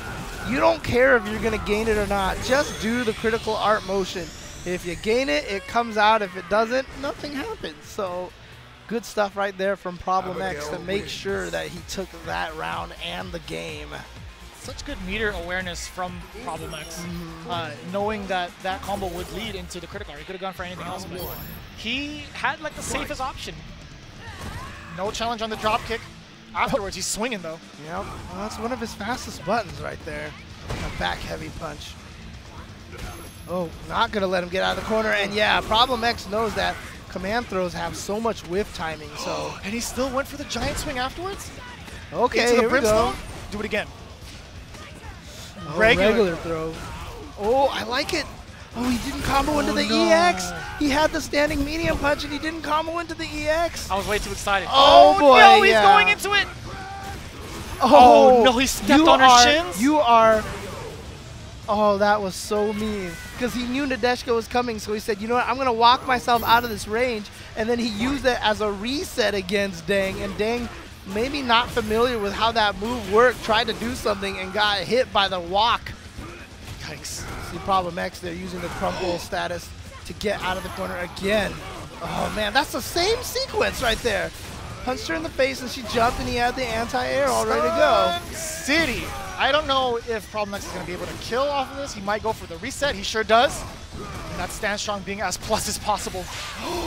Nope, he's going to get away, and that's the end right there. Problem X looking like he just, you know, made it here into winners finals of their pool pretty comfortably here. It hasn't seemed like he was pushed very hard, but he's going to be going up against Shen next. And that's going to be a much tougher match. Shen, of course, a very, very strong player, as we saw with Juri earlier. Grandmaster Juri. Able to send Vi into loser's bracket. So. Pretty confidently, I might say. That was a solid 2-0 over Vi. That, I believe, was what, Pool B2. For those of you following along at Smash.gg, we are here at Combo Breaker, and we couldn't be any more excited for it. We've been waiting for it for a very long time. I've been waiting for this for 2 years.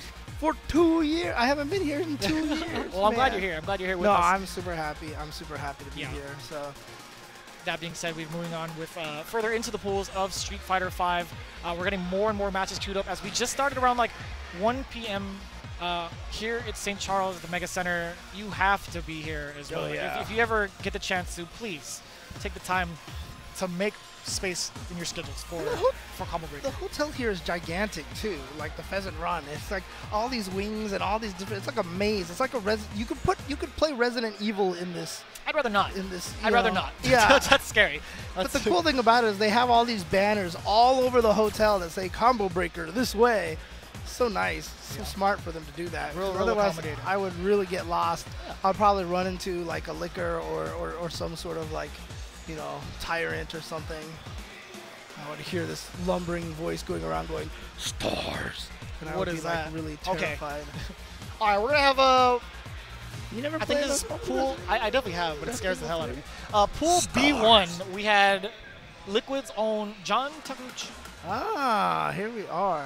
Who's also been traveling around pretty much more internationally. I haven't seen him anywhere in the state competitions other than placing 25th at final round. Okay. I also have to mention this. He did place second at EVO Japan, the first ever EVO Japan. That's right. Yeah. Showing his young guns. You know what was crazy about that afterwards? He was even like, after that heartbreaking loss, because he lost pretty much 2 sets straight to Infiltration. He stayed and helped clean up the venue. Really? I'm not even kidding, because we took a while to get out of the venue, and he was stacking up chairs and cleaning up the entire place. I think it was on camera at one point where he was just helping. He was picking up trash and putting chairs away. I was like, man, this guy is a real champion. I just got second place, and I'm going to stick it around here and help. And he helped the staff. Nobody asked him to. He just started putting chairs together and throwing the trash away. And I was like, man, you are, with his like, his medal intact. Wow, okay. Like, dude, this guy's a world-class person. Well, that speaks volumes to me. I mean, he's currently 51st in the Capcom Pro Tour, I believe, rightfully somewhere around there. Yeah. He placed top 8 at Brussels. He got 17th at Fighter Spirit, and he got, again, top 8 at Saigon Cup right after that. And then not too long ago, he was over at Stunfest, excuse me, placing right below top 8. He got 9th, I believe. Yeah, well, we saw RobTV, his opponent, send Flash to losers, and now this is his reward, is to go up to JohnTakeuchi. I would imagine that this is winners finals. Yes, JohnTakeuchi just beat Piano Densetsu, and now he is coming up against RobTV here in winners finals. So whoever wins this makes it into semis. That was the same bracket as No Respect and everybody else. Yep. I know Noel Brown was in that pool as well. Yep. Rob doing an excellent job. Here we go. Catching Great those straight start. hits, Yeah. converting, yeah. Oh, yeah. Just trying to predict the Sonic Boom, but great stuff. And now the upside down kick. Rob has been on point with the timing of those. But here we go. JohnTakeuchi getting the back throw into the corner, and he has V-Trigger 2 activated and ready to go. Hasn't done anything with it. Finally uses it right there. And slowly chipping away at RobTV's life. Almost even in life now. Tried to shimmy him that time. He went for 2 throws and went for his 3rd shimmy. Oh, and he still went for the overhead afterwards. JohnTakeuchi wasn't ready for it point blank. RobTV striking first blood in the match. Yeah, I love the patience from Rob. Like I said, 2 throws, and then JohnTakeuchi said, okay, 3rd time's the charm. Let's go for the shimmy. RobTV with just a crouching light punch. Again, you see, he's not falling for the throws. He is being very patient, very smart with that. No meaties intact. He woke up with a 3-frame normal, but the EX flash kick right back in response from RobTV. The trade-off for Takeuchi. Oh, not in time to punish. Oh, he was trying to attack Rashid coming forward, but extended his hurt box into the fireball, unfortunately. Good throw tech, yeah. Oh, yeah, John is going to be able to combo off of that. EX flash kick again. Oh, his timing on that has been so great, and he goes for a low that time. Yeah, he had to go for the sweep anyway. He had V-Trigger on deck. He was going to make it safe regardless. And he gets the first game over JohnTakeuchi off the bait. RobTV. Amazing. Amazing so far. And it's, you know, it's really unorthodox to see him go point blank sweep, but he had the V-Trigger to back it up. Yeah. So either way, he was looking for the solid puncher escape. What do you think? You think he's gonna go for the bag against JohnTakeuchi if he has a chance? No way. No way. With the prestige behind the name of JohnTakeuchi, I don't think he's gonna do that one bit. That'd be, I don't know, that's asking for too much there. You're gonna do something that disrespectful against an international player who has such great accolades on him. I wouldn't do it. I really wouldn't. Ooh. Off to a great start is JohnTakeuchi, already with a corner carry. That's kind of trademark with Rashid. One solid combo into a corner carry. Right. I like the check, Sobot kick back to the mid-screen here. Again, so RobTV's decision-making has been amazing. He's had the right read on so many situations already. He's not afraid. He's not afraid in the neutral against them, but JohnTakeuchi finding his way past the Sonic Booms. Fighting all the way back. Yes, sir. First round in the 2nd game for JohnTakeuchi. Okay, all right. So JohnTakeuchi looks like taking a little bit of that momentum away from RobTV, but RobTV with a nice little Sonic Boom startup, getting some good damage at the beginning. Yep, still charged for the flash kick. Oh, he tried to get off the wall, so instead he's going to use the V-reversal out of there, but then Rob just jumps right back at him. And that's a stun. Rob taking it right back from him, building a little bit of meter. Excellent stuff. Tying it up, looking at match point here for RobTV. With a perfect over JohnTakeuchi. It's been a real back and forth match here for the 2nd game. Counter hit, gets the combo off of that. Here we go. Oh, he could have gone air to air. He missed it. Takeuchi actually hit the button early. It's like he knew. Oh, he flashes right through it. He's not afraid. He has the read on those flash kicks. Rob is, like I said, the decision-making, the timings that he has right now have been so on point.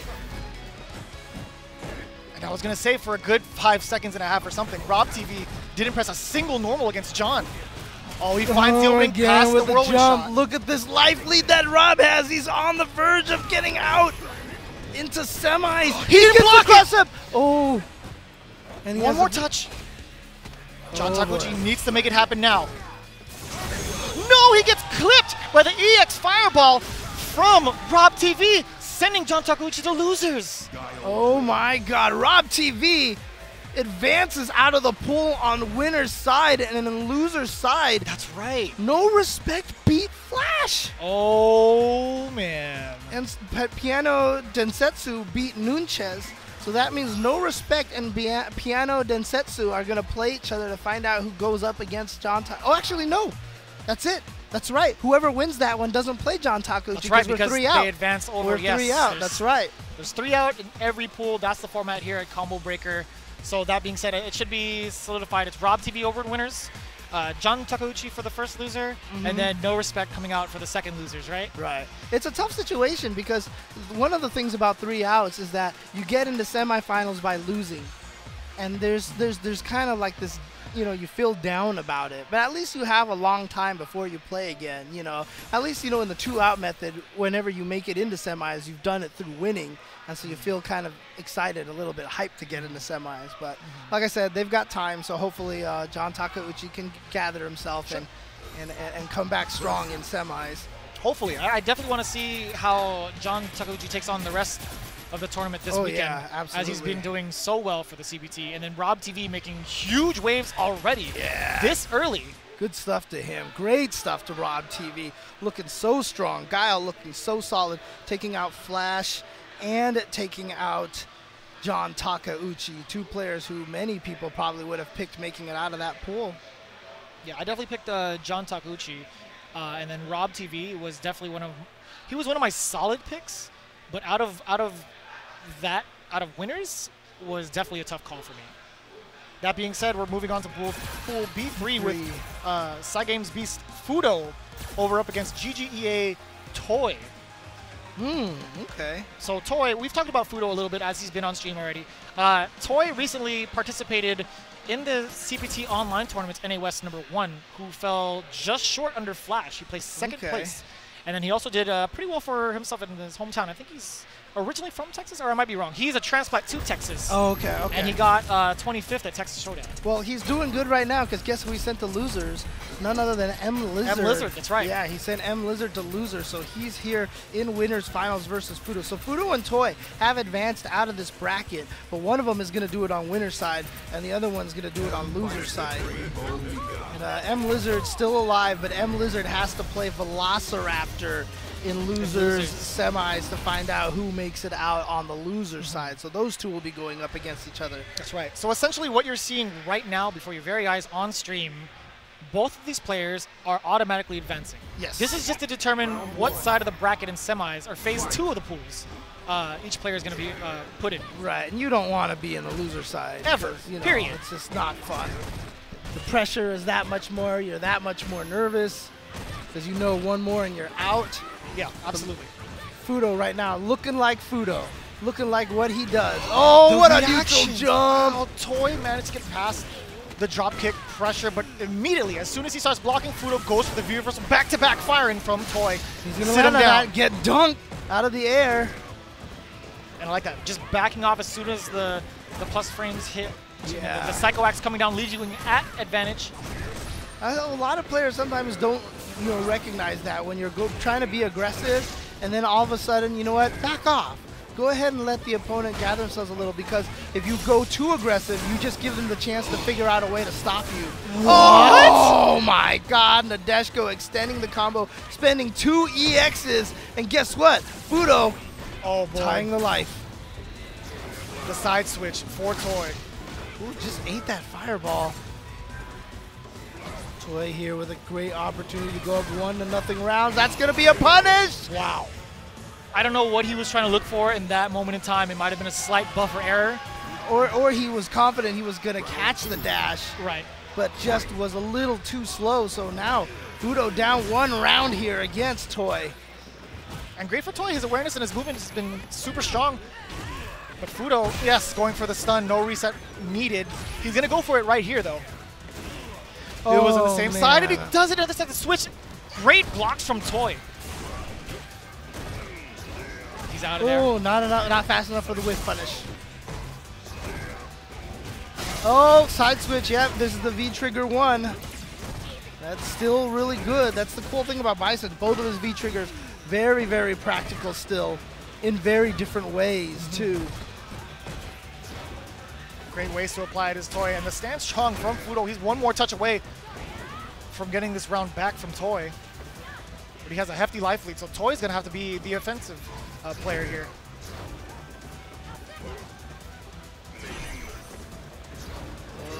It's just this very careful neutral game. Toy doesn't want to overcommit. He's got 37 seconds left on the clock. He's got plenty of time. So he is trying to take his time, but a beautiful backdash from Fuudo there, causing the whiff from Toy. And so now Fuudo tying up game number 1, 1-1.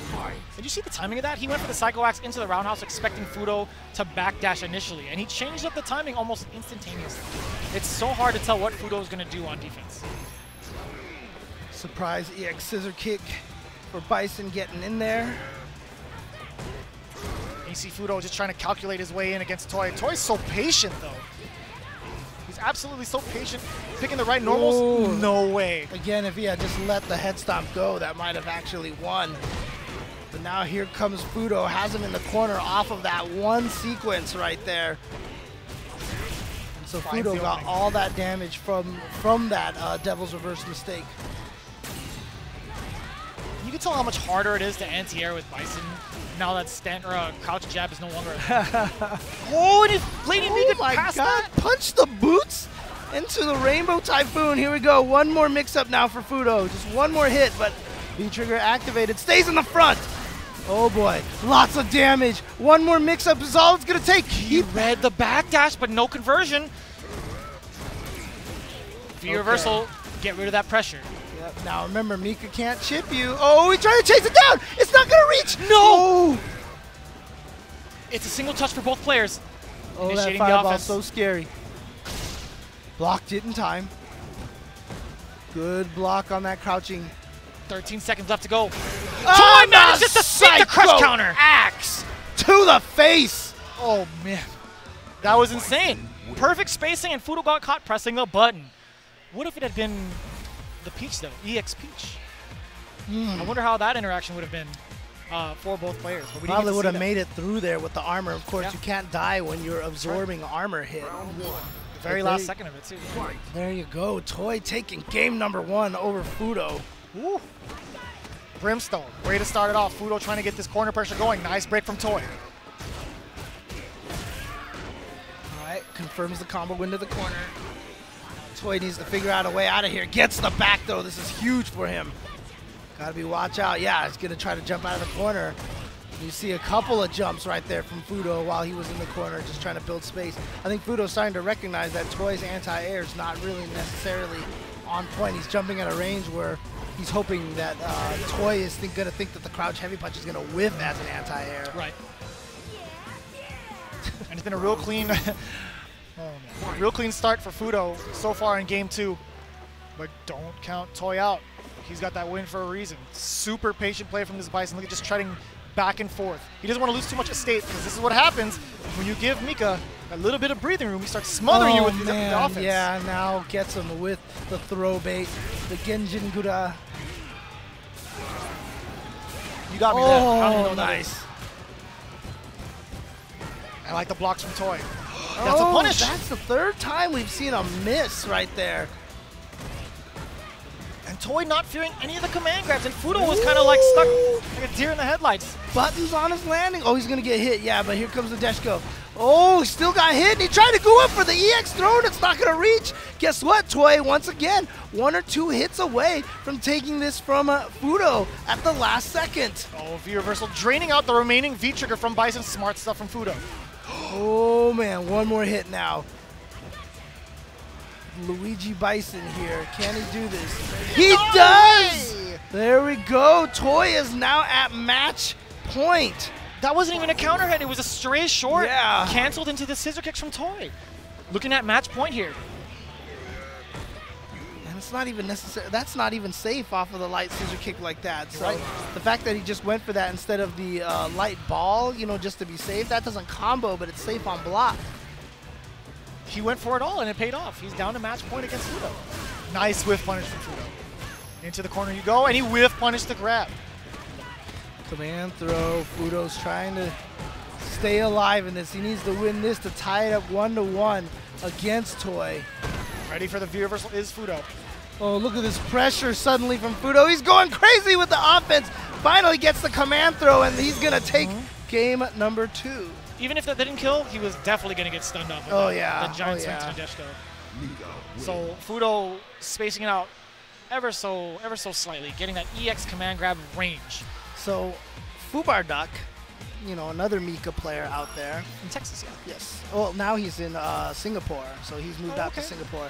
But he told me that in Japan, the shimmy is called the Genjin Gura, as in the caveman grab, basically. So, like, you're just basically a Neanderthal because you're just going for the throw. So, it's the Genjin Gura. All right, well, you know, we learned something today. And I always like the name of that, so I think it sounds good. All right. Which is weird, because I always thought, like Nage was throw. Oh, well, Gura, as in grab. Oh, okay. Gura, Gurab. Gotcha. So, Speaking of which, Fuudo already making quick work of Toy down past 50%. In the corner, getting this conversion off the jumping. He loses the spacing. oh, he's going to get the meaty off of that and the sir. stun, and now suddenly things have gone completely 180 here. Things are looking great for Toy at one point, but now Fuudo in full control here. Only needs one more round to qualify on the winner's side. Again, they're both qualified into semis, but one of them is doing it in losers, and he got hit by the microphone on the feet. That's the second time that happened. The start of the round in this game, he got hit by the microphone. The mic drop. Oh, here we go. Gets the counter hit combo. Nice confirm. To the other side, but Fuudo was ready for it. And I like the option of V-reversaling after the Cycle Blast from Fuudo. So smart. That's a He was punish. trying to, punish on landing, but the slide was too slow to start up. Nadeshko, here she comes. Watch out, boys. She'll chew you up. Nice V-reversal out. He won't, I don't know if he'll have enough for a full V-trigger at this point. Yeah, unless he blocks a lot, he'll be able to do it. I don't know if he, I don't even know if he's going to use it. Oh, watch out. Here comes the fireball. Oh, no, He still didn't got block hit. that far. Went up. She can't chip. Oh, and he punished it. Wow. He punished it with his 3-frame stand light kick. I believe that standing roundhouse is -4, I believe. It's not the fully charged one, so he is at Yes, negative. yes. Is what it is. So very good call from Toy. Great awareness as well. Tying it up here. This is match point for either or. Right, last game, last round. Let's go. Just in time to block that. I thought he dashed into the jump kicks, but that's not the case here. Toy playing ever so patient against the likes of him. Oh, extended his hurt box into the fireball. Don't get hit by the mic drop. Yep. Not this time, not ever. And I like that. He's contesting with air-to-air normals rather than trying to anti-air. Good call from Toy. The beautiful thing about Toy right now is he's playing a great distance game. He's staying, he knows when to attack and when to be aggressive, and then also when to just back up a little bit. Oh, but he Oh, but never backdash mind. got caught, yeah. Oh my god! He stopped that. He saw it a mile away. Fuudo is going to take it over Toy. A valiant effort from Toy at that. Oh yeah, you can see the smile on his face. That smile basically means, man, I had you. I was right there. I was right there. But he is going to make it into semis, so he's going to be a happy guy. And he's going to advance forward to play later on this weekend. Semis will start, if I'm not mistaken, tomorrow. Because there's going to be pools all day today and pools partially through Saturday. Because, again, we have 650 people playing in this event. And up next we have UIU's own NL versus Mojo. Now, funny thing about this pool is I've checked the pools the night prior. It might have been changed up this morning. Who knows? But if I'm not mistaken, B4 should have had Chris G in it as well. I think we're looking that up just now, but up on deck right now is Mojo versus NL. This is winners finals of this I do pool. not see Chris. Oh, he is in this. He is in this. Well, why is he listed as from Brazil? That's the weirdest thing. Interesting. But yeah, he is in this, but I don't remember now if I remember seeing that his plane got delayed for like 7 hours or something like that. I can't remember now if it was him or somebody else. Okay. But yeah, as you mentioned, Christie is supposed to be in this pool. We saw Enigma earlier on stream from this pool. That's right, yeah. Against NL, yeah. Yeah, And we had other people like Zaffarino and Rylander. Rockdan was in here. Yeah, they were in the first half of this pool alongside NL. So NL had to go through the likes of Zaffarino and Rylander, both notable players for Street Fighter V. Rylander being within the top, I think, 65th at Texas Showdown, doing pretty well for himself. And Zaf, very strong Fei Long player back in Street Fighter IV, yeah, and making a name for himself with Cammy. Well, Zaffarino beat Rylander and Zaffarino went on to play NL, and then NL beat him. So what's happening here is that Mojo was in the second half, and he's fighting against NL in the winners finals. yeah. So I think either Chris G didn't make it because Chris G technically went 0-2. It looks like. So I just don't. Oh no! Chris G's playing. He's playing. Okay, he's made it through. He's actually. Oh, so he just lost first round. He just legit lost first round. Okay. Could have been a timing thing. Who knows? Yeah, he has to, and then he beat Zaffarino, and he made it out of his pools. He made it out of the pools on loser side. So my apologies. Chris G is here, and he is doing just fine. Okay. Oh, and these players match. They can go to the prom. They're wearing the Capcom colors. In the meantime, yeah, we got Mojo with Mika. That was way too high up there. Way too Appropriate high punish. up there, I know yeah. you made a tweet about that. Oh, I know yeah. you made a tweet about too high up dive kicks are going off way unpunished Yep. by too many players. Or just wait, not challenge enough. She loses her turn a lot of the times, and that's what you got to take advantage of right there. Ooh. And the command grab sneaking one in is Mojo coming in hot with the drop kick. Or shooting the jump roundhouse. There's the drop kick and EX Whoa, uppercut. wow. He doesn't want to deal with the advantage. Yep, you see a lot of people V-reversal automatically against that drop kick because they hate dealing with that. But look at this. Mojo, one small chunk away from taking this. Oh no, don't challenge there. Oh no. Oh, he could have been one crouch strong away. He's tried it anyway, James. Every time you see Cammys activate, they jump and dive kick and people get hit by that. A lot of times they get hit by that, not even just because they challenge it, because it looks like Cammy's gonna jump over you. And so your natural reaction is just to hold forward on the controller to walk under. And then you just basically walk face first into it. Just jump back short or anything else. Just don't stay grounded. You see your airborne, go airborne with it. That's another great way to stop the dive kick. If you see her jump, just jump after her. Mojo with the activation. What side is he gonna land? Oh, he tried to go for a command grab. Oh yeah. NL managed to get a back throw. And he does have V-trigger still active. Okay, good anti-air for NL. Oh, he comboed into the critical art.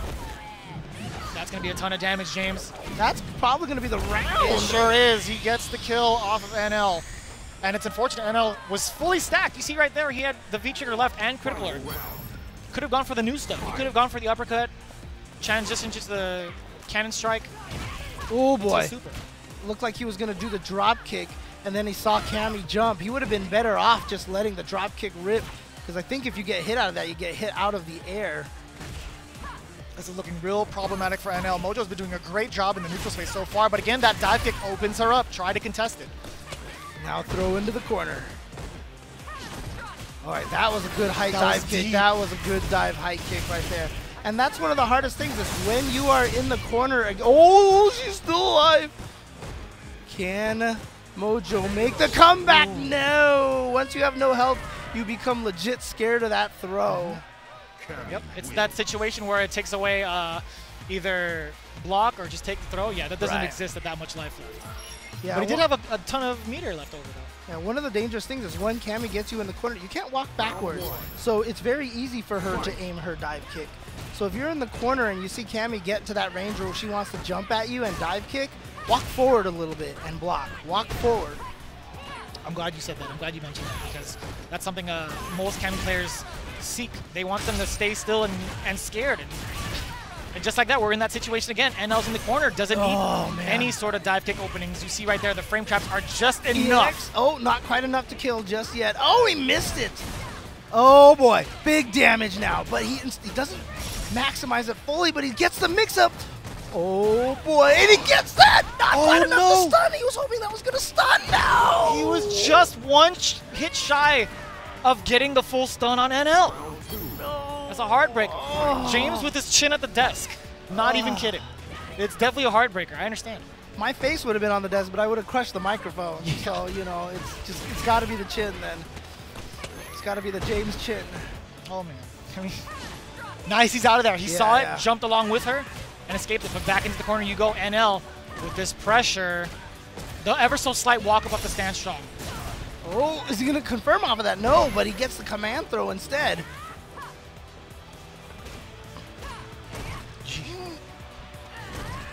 Gets the drop kick in there.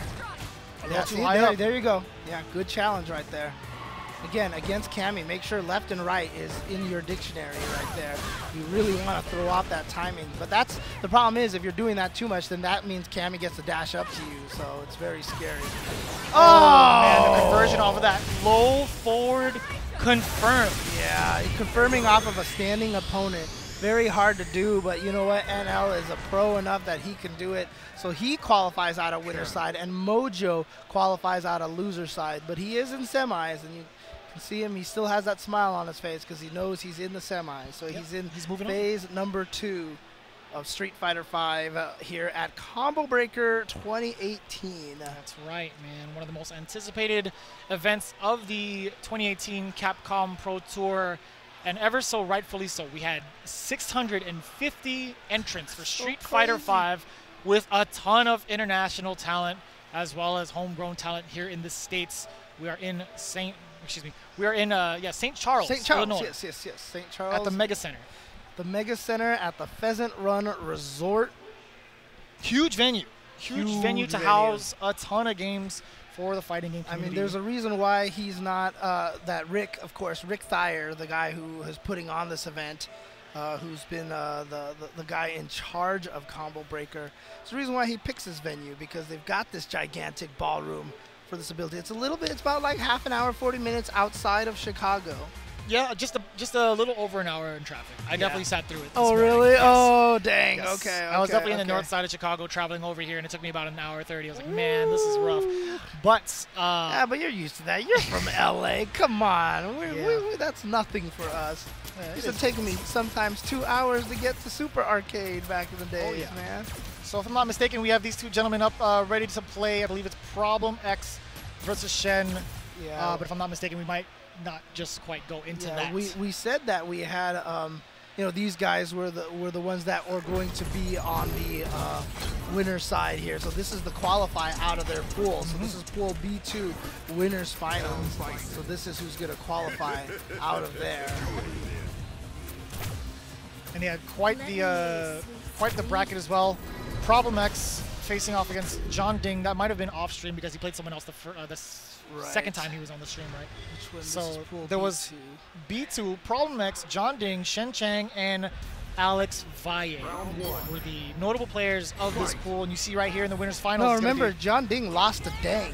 Oh, yeah, he lost to Dang. That's right. So Problem X fought Dang. That's right, yeah. All right, but here we go. Shen making it all the way here to winners finals with Juri. Trying to show that this character has some moxie in her. Oh, but the counter with that 3-frame standing light kick. And he's still trying to contest. You saw the counter hit from Shen Chang. Even after the down forward cycle. One of the best things about the way that Problem X plays Bison is that he's willing to walk. A lot of times you play Bison, he feels so slow that you're just like, oh, this is so annoying. Oh, full screen. Yeah. And, oh, he gets the cross up too. Shen not ready for that, but now Shen activates his own and says, you know what, I got mix-ups off of my Feng Shui engine as well.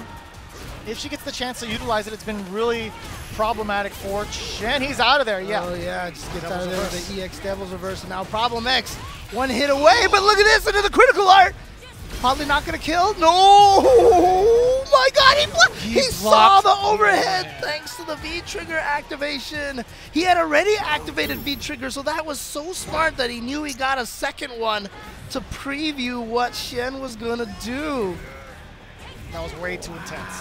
Way too intense. Problem X getting that first round. Shen probably so salty that that critical art did not kill. Problem X, you see a ton of life just taking out a Shen that was both gray damage and chip damage being a factor. Everywhere, and now that throw doing extra damage thanks to the gray health as well. Activating V-Trigger. And he just backs out to safety. Problem X resetting it. Shen accidentally dashing into the Psycho EX Psycho Ball, and now Problem X. Oh, you know what? Problem X survived on a pixel. Let's see if Shen can do the same thing. Oh, makes it through there, and that, yeah. You'd want to challenge the Psycho Crusher, but the Psycho Crusher, you know, at certain ranges can even be plus from full screen, if I'm not mistaken. It's kind of difficult to even try to contest it at that range, honestly. It's kind of hazy as to when you want to press the buttons. One thing I did notice, though, when Shen decided to press a button, it was off of Psycho Axis. The first game, the first 2 Psycho Axis, there were counter hits present. So he's contesting after a plus situation against Bison. I do not know what he's trying to do to train Problem X. But thankfully, it hasn't led to a ton of damage. And now you see in this round, he has just been blocking after Psycho Axe a lot. And this time, even chooses a V reverse lit. So he might not even have a V trigger on deck. Well, until very late. And there it is. Finally has it activated. Goes for the throw. Is this the Street Fighter 2 theme? Or for the old Bison theme? Yeah, I think so. Okay. I think it's the character background theme. Classic. Activation for V trigger 2. What? That jab got her on the way back. Good defense from Problem X. I like that. He didn't move an inch. Oh, and it still clipped him. Oh my God. The legs got you. That is definitely old school. And then a Psycho Ball to the face. Just ran into the Psycho Ball was on the screen. You just saw 2 Juri legs sticking out of it. She was done. So now Problem X here. Match point. Oh no, a bad slide. Good punish from Shen Chang. Led to a safe jump setup. But didn't get most out of that situation. The jump in for Problem X, seeing the fireball rip from Juri. Okay, counter pokes right now. Shin trying to battle his way out of the corner. Has the anti-air ready to go. Great anti-air over the fireball, getting the side switch as well. This is important now for him. He's successfully battled out of the corner without taking that much damage. Shen Chang looking to see Problem X how he gets out of the corner. He does so with a slide and back-to-back slide, I would say. Problem X tries to go for anything. Oh, cool. Into his crazy bomb timing setups. No, yeah, well, he's got the bomb planted now. He's got the bomb planted. He's going to launch it into the EX, and it's enough. Problem X advances on winner's side. Shen advances on loser's side. And on the loser's side of the bracket down there, Valle defeated John Ding. Oh, really? Seth Lol defeated Dang. So then it was Seth Lol versus Valle in a Street Fighter Cross Tekken run back. And Seth took it over. He did. Valle is out of the tournament now. Okay. So Seth moves on in losers, huh? Yeah. Seth comes out of the bracket in loser's side. Laura player now, by the way. Oh, I believe he plays player. Laura. Okay. Yeah. So it's him and Shin who made it out, and Problem X who made it out on winner's side. So let me just give you guys a summary of the pools here. Sure. We had B2 here. That was the one that I just mentioned. Oops, I accidentally clicked on a link here. I'll tell you what. We'll probably narrow that down on Smash TV, but for the most part, we saw the likes of Fuudo making it out. We had the likes of, I think, RobTV making it out as well. We had a ton of others. We had Fuudo making it out. Yeah, so Fuudo made it out. Yeah, Fuudo made it out on winner's side, and loser's side was Toy. And then on the other side, on loser's bracket side, it was going to be M.Lizard versus Velociraptor, and I do not have that result here. So one of those two was making it out on loser's side.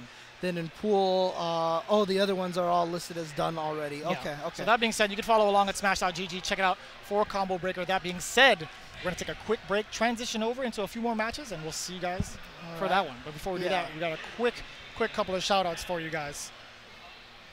That being said, again, we have a bunch of commentators here. We had, you have not only us two, we have Ultra David as well. That's right. The main man, Yipes, getting ready on deck. He's prepping right now. He's standing right there off to the side right now. And I see him with the kicks. I like it. Looking nice and Yipes is a whole different guy, a whole different character. Exactly. He's got the DLC on deck.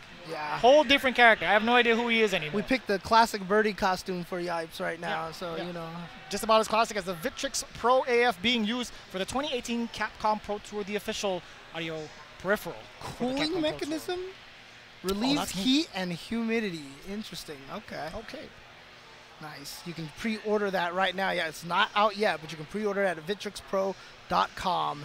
And here you see the arcade one-up cabinet. Check that out. The classic Street Fighter Champion Edition cabinet here. That's actually really beautiful. I mean, that brings back some memories for me right there. They even have the little, well, actually, you know what? They don't have the bat top joysticks. They have the ball tops, you know. It's like, a hybrid. Yeah, it's the bat or the ball top with the American style stick. Yeah. Not the stick, excuse me, the button layout. Yeah, exactly. Because we don't want any of those convex buttons now. Speak for yourself. Concave buttons. I'm Speak sorry. for yourself, James. You like the old school buttons? You like the Maybe. old school buttons? Maybe. Okay. In that output or in that kind of form, yes. And of course, you know, good form means good chairs. So you're going to sit down in this chair, make sure you maintain proper form. These are the Vertigear chairs here that we are sitting in here, and beautiful blue color. Get 10% all of the Vertigear chairs, 10% off of all of the Vertigear chairs at vertigear.com using the promo code CB18. And then also be sure to check out the Razor apparel, bred to fight Street Fighter V tees with the classic throwback to the Alpha days with Ryu and Akuma facing off against each other. Available in black and white now. Be sure to visit razor.co/. They need to make their own line of shoes and call them the Razor Kicks. Well, you know, the Razor Kicks. You can't be doing that. In the meantime, they do have the bred to fight the sticks Razor as sticks. Well. Yes, you got the Panthera, you got the Street Fighter V, and the old Aatrox, the good old. Oh yeah. Old faithful. That's right. And you know what? There have been so many hints from all of the Capcom staff. They just tweeted out like the Street Fighter V. Look, I don't know anything, but it really sounds, I mean, I forgot who it was. One of the Capcom guys even tweeted out like, stick around. Oh, no, that was a fake James, account. get your thoughts together because we have Cody coming soon. You see it right here, the Season 3 character pass. I'm wondering, dude, do you think we might get a reveal for Cody, a trailer here at Combo Breaker? But you want to pick up the pass now because it's available. Yes, you don't want to miss the reveal and then not be able to get the characters in time. So make sure you pick up that Season 3 And there's pass. still a G and a Sagat coming later on, so I'm actually excited about that too, because G, still a brand new character. We have no idea what he's about. We don't know anything about that character, and so, you know, definitely interesting. Yeah, so. But we do know we have more Street Fighter pools coming up along the way. We're going to switch over, but before that, we're going to take a break. We'll see you guys in a little bit.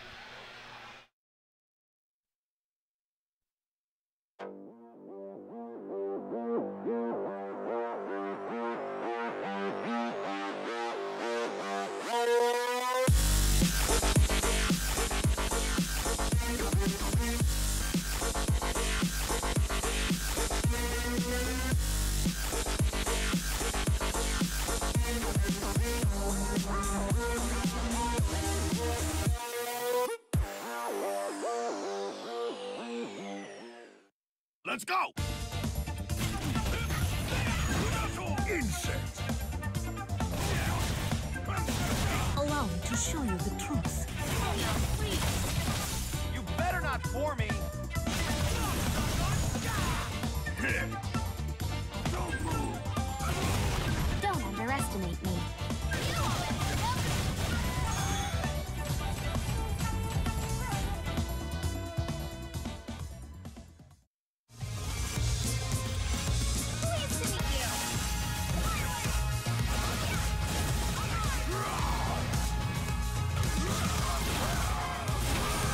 Let's begin.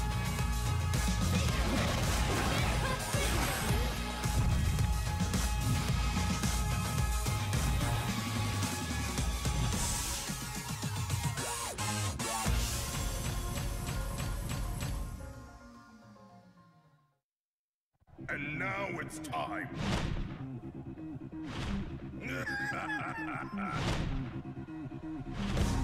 Let's go! I'd do it if I were you. It's all coming up Birdie! Pleased to meet you.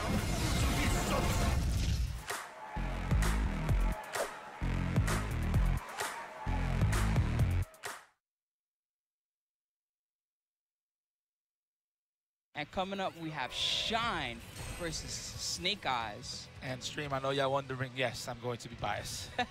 100%. That is my man. That is my homie, NLBC representative. New York is the most important. Okay, Sean, I see you, boy. Snake Eyes. Versus that Snake Eyes. Daryl Lewis. I like his government. His government name is better than his name. Yo, you got Daryl Lewis in your pool. Oh, you mean Snake Eyes? Cyber Games home. Side Games home. Oh my lord. Straight to it. I am too buff for your projectiles. I mean, I'm with the bias. No, you cannot V-reversal me. Cut it out, little girl. Atomic drop. Another, you are getting spanked by my knee, little girl. Yeah, Shine, please bounce, please bounce. Yo, Shine. Oh my God. My goodness, Oh my your God. life is over. You see his smile? He's He's happy Yo, that was free. I think that's my fault. Karma, I'm sorry. Let's keep it professional here. Oh. You dressed in boomers? Get out of here. But this is looking free. You know what? I got an option to select. We don't got geese in an OBC. I said it. I swear to you, that's the OS. Oh my goodness, Sean, come on. And you For Mother Russia. Yo, my man is getting washed. Yo, Shine, fight back, please. Please. Oh, my goodness. You are done. He smiled twice. You see the scratch on his head like, well, that was rated BA for bus ass. You're a ninja. I fight bears. Yeah, switch, yeah, quick. You saw how he had to remove the headphones, the left specifically, to talk to Daryl Lewis and say, sir, you washed my Ibuki. He flexed on his V-reversal. He just straight said no. First try. See, those are the best. When it's the first try, you know, usually needs to fill out, all right, I'm going to do this next time. No. First try ready. I like those type of things. Oh, we're going back with the ninjas. Can you actually get to play again? Yo, Shine, don't do this to me, man. Don't do this to me, man. I like how Snake Eyes is just not worried right now. He is definitely in his head. Those are one of the things I was talking about, the disrespect rounds. I must break you, little girl. Those are That is what is going through his mind right now, for sure. Shine should just wake up right now. Shine could feel the salt on his spinal cord right now. Oh my goodness. First attack goes to Snake Eyes. Oh my fist, your face. Okay, well, there we go. Bump for that. Yes.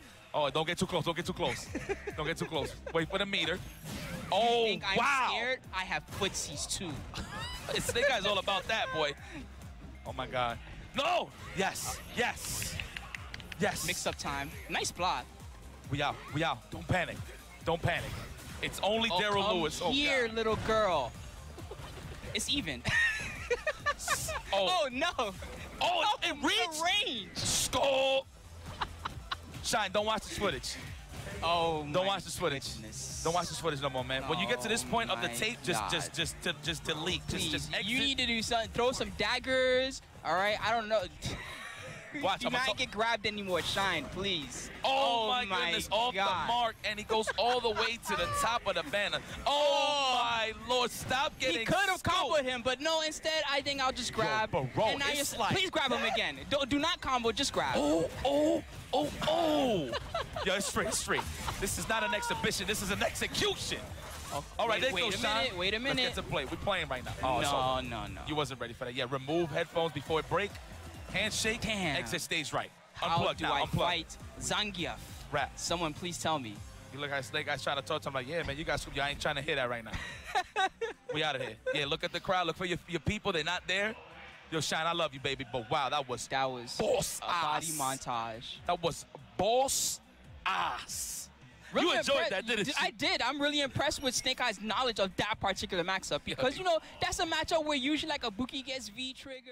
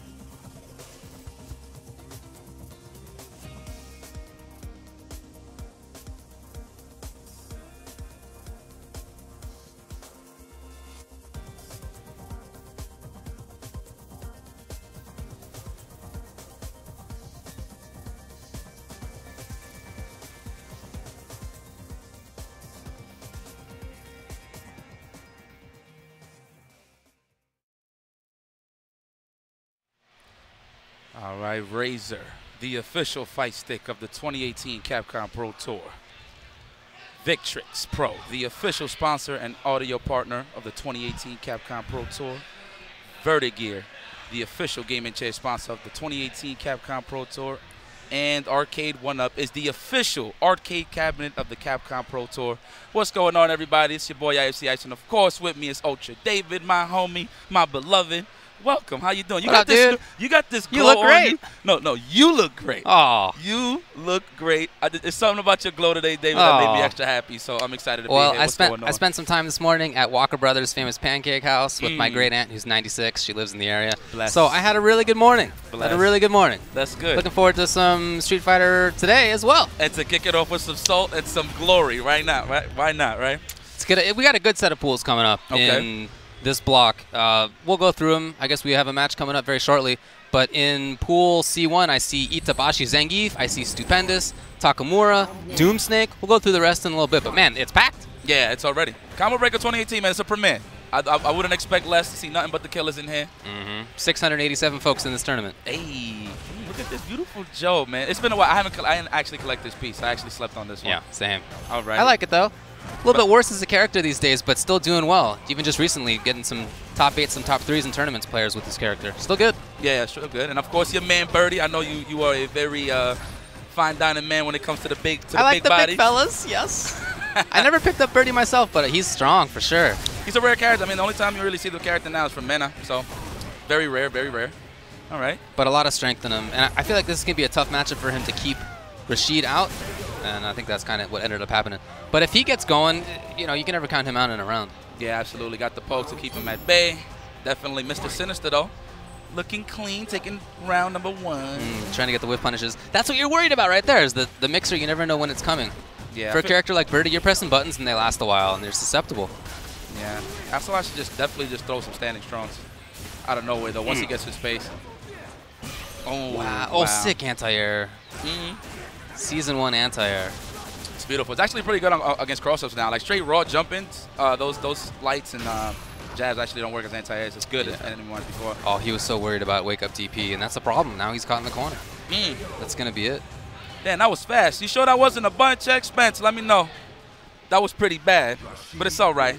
You got to feel for Ocelot Youth, too, because those are the situations you get a knockdown, you're getting your butt kicked, and you finally get a knockdown. Then that's when the opponent does wake-up DP. A lot of the times, right? The first time you get an actual pressure series. So he was looking for that. He thought it was going to come, and it didn't. Yeah, he guessed incorrectly every single time. Yeah. So it's okay, though. You know what? That's the beautiful thing about tournaments. Yes, it is 2 out of 3 sets, but you can take your sweet old time. Going into the next match. What are we doing here? Character select? Yeah, Birdie's it's not your style, right? I know it. Vega. I know it. Get a little bit of fast walk speed, walk away from the strings a little easier, and you're prettier. That's for sure. Look at the eyebrows. Well manicured.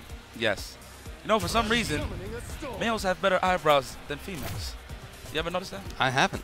It's true. Okay, it's true. I'll keep an eye out for Let's throw that out there. Natural. Naturally groomed out the womb. Well, I got to do a lot of work to make mine look how they do. I can tell you that. You're fine. No, you're fine. Here we go. A little bit of pruning here and there. Not yet. No. no jinxing. No jinxing, baby. Okay.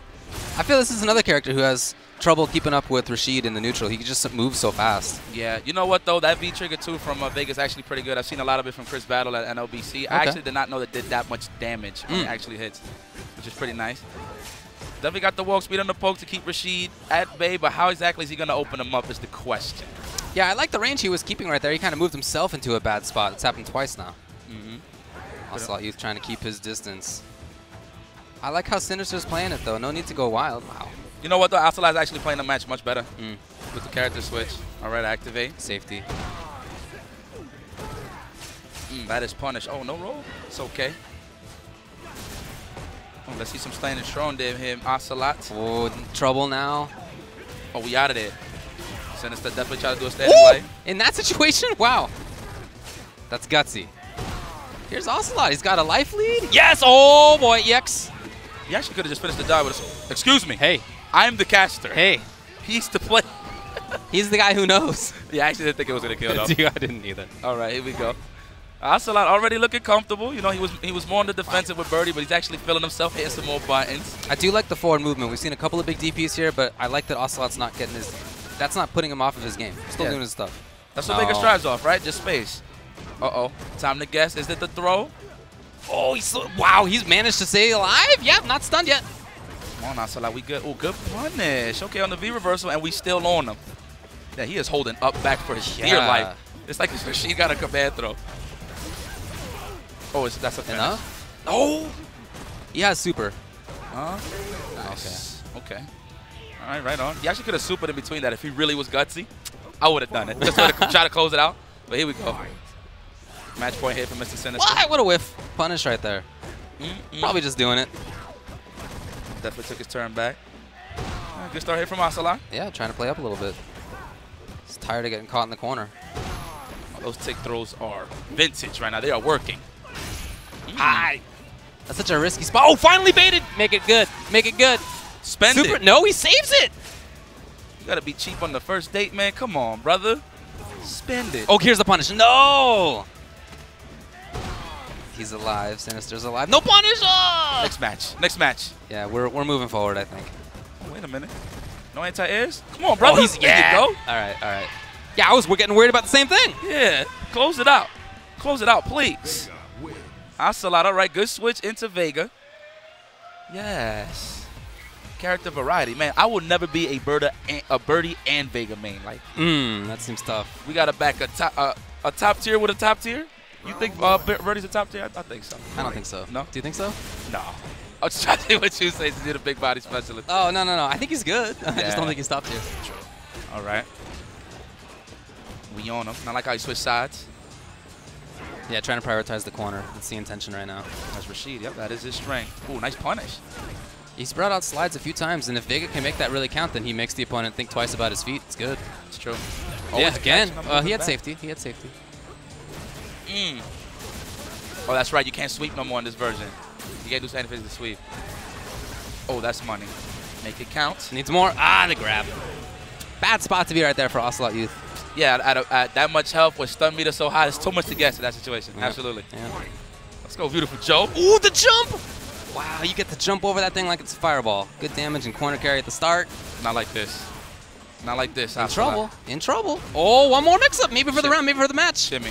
Oh, that's going to do it, right? Super's on deck here. Enough? Nope. Definitely not enough. No. Little pixel. Okay. That's a pixel. No, that might be enough. Oh, my God. Oh, my God. It was enough. It was enough. Wow. I like the switch to Vega. If he had gone Vega maybe in the first game, maybe we'd talk about a different result here. He would have hung in there for sure.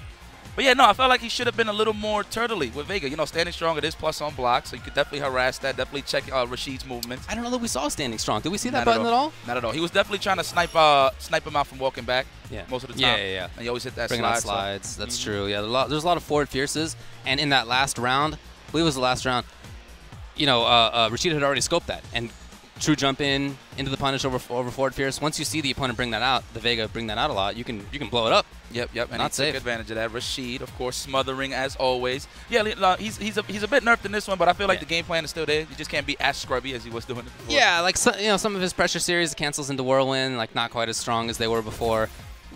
Standing medium kick, I think, is a little bit worse. Right there's some marginal combos that are a little bit worse, but still a good character. Okay, right on. All right. Oh, my man. The prettiest yet plays the ugliest. And I meant that the other way around. I was going to say. Throw that out there. That's bars. Punk. Echo Fox's own versus Yenny V. Man, it's like every time I see him, it's like he don't age. I don't know. Who, Punk? Yeah, I feel like you've been seeing him for like a year. Yeah. Well, like 2016? Right, like maybe like a year and a half. Year and a half. Yeah, that's true. But now, you know what I like about Punk, man? His confidence on camera is a lot better. You know, he used to be a little more shy. That's true. Now he's just really more comfortable becoming his own here in the FGC. So he's growing up. Let's see what Yenny V got to bring to the table against Punk. He knows who he's dealing with. Well, Punk has been playing Cammy, but I saw him on Twitter maybe a couple of weeks ago now saying that he wanted to go back to Karen because he felt like he was stronger with her whiff punish game. And yeah. Definitely, I don't understand why exactly. I mean, maybe he lost his little shenanigans in the corner. Maybe. Oh, that's right. Yeah. So maybe that's why he went for the switch. I mean, he's capable of playing any character really on the roster. It's just what's going to fit his style, right? So if you want to check out the pools, you can do so. Go to smash.gg, click on Combo Breaker, then click on Street Fighter 5. Talk a little bit about who's in Pool 1 in this block, C1. That's Itabashi, Zangief, Stupendous, Takamura, Doomsnake, as well as other folks, I'm sure. In this pool, this is C4. We got Punk in this, of course, you see him on the screen. I'm looking at Mago in this pool as well. Terrence is in here. And again, I'm sure there are folks who I don't know. What a name to hear, Mago, man. He just comes out of nowhere, like just comes out the rabbit hole, like, all right, let me give it a shot. That'd be sweet, though, to actually see him play some more. All right. Oh, he picks Nash. Oh, that's Captain Commando. Oh, no. Okay. Oh, I'm about to say. Yenny with Nash, though. Not a character that you see that often. I like how he picks Captain Commando. Only because, all right, so I got it's a funny joke, Marvel 2 joke. So we already know Captain Commando kind of sucks in that game, you know, and apparently Nash kind of sucks in this game, too. So it's like 1-1 right here. Harassment. Punk always playing that bully style at the beginning of every round just to see exactly how you react. Good patience right there by Yenny V. Punk saw it, but that's fine. Yeah, again, he's not taking the bait at all. No anti-air. I can't believe it from Punk. Good reactions on the dash-in. Definitely don't want to test Punk on the dash-ins. Oh, he finally took the bait. Don't reach. Good stuff for Punk that he went to that 3 times, I think. Walk back fierce a little bit. Take it. And it's so good, right? In case that Yenny is trying to mash on crouch and jab, it's going to hit that anyway. So good little sequence there from Punk. Classic vintage. On reaction right there. Oh, Yenny V is in trouble. Bringing out the sweep at that spot. Not safe. Oh, not punished. Oh, take your turns. Oh, you lost your turn right there. Yep, absolutely. Jump back jab he wanted. Oh, nice spacing right there. Nice. A lot of Nashes don't do that. Crouching strong to Sonic Boom. I don't know why. It's really good. Yeah. Again, patience right there by Yenny V. He took 1 throw tech. Other than that, he's been fine. Oh, here's V-Trigger too. He's got some damage in this. Reset. Oh! That's such a sick setup. Ah, man. Press the buttons first. Again. Yenny V hanging out. Oh, hold on now.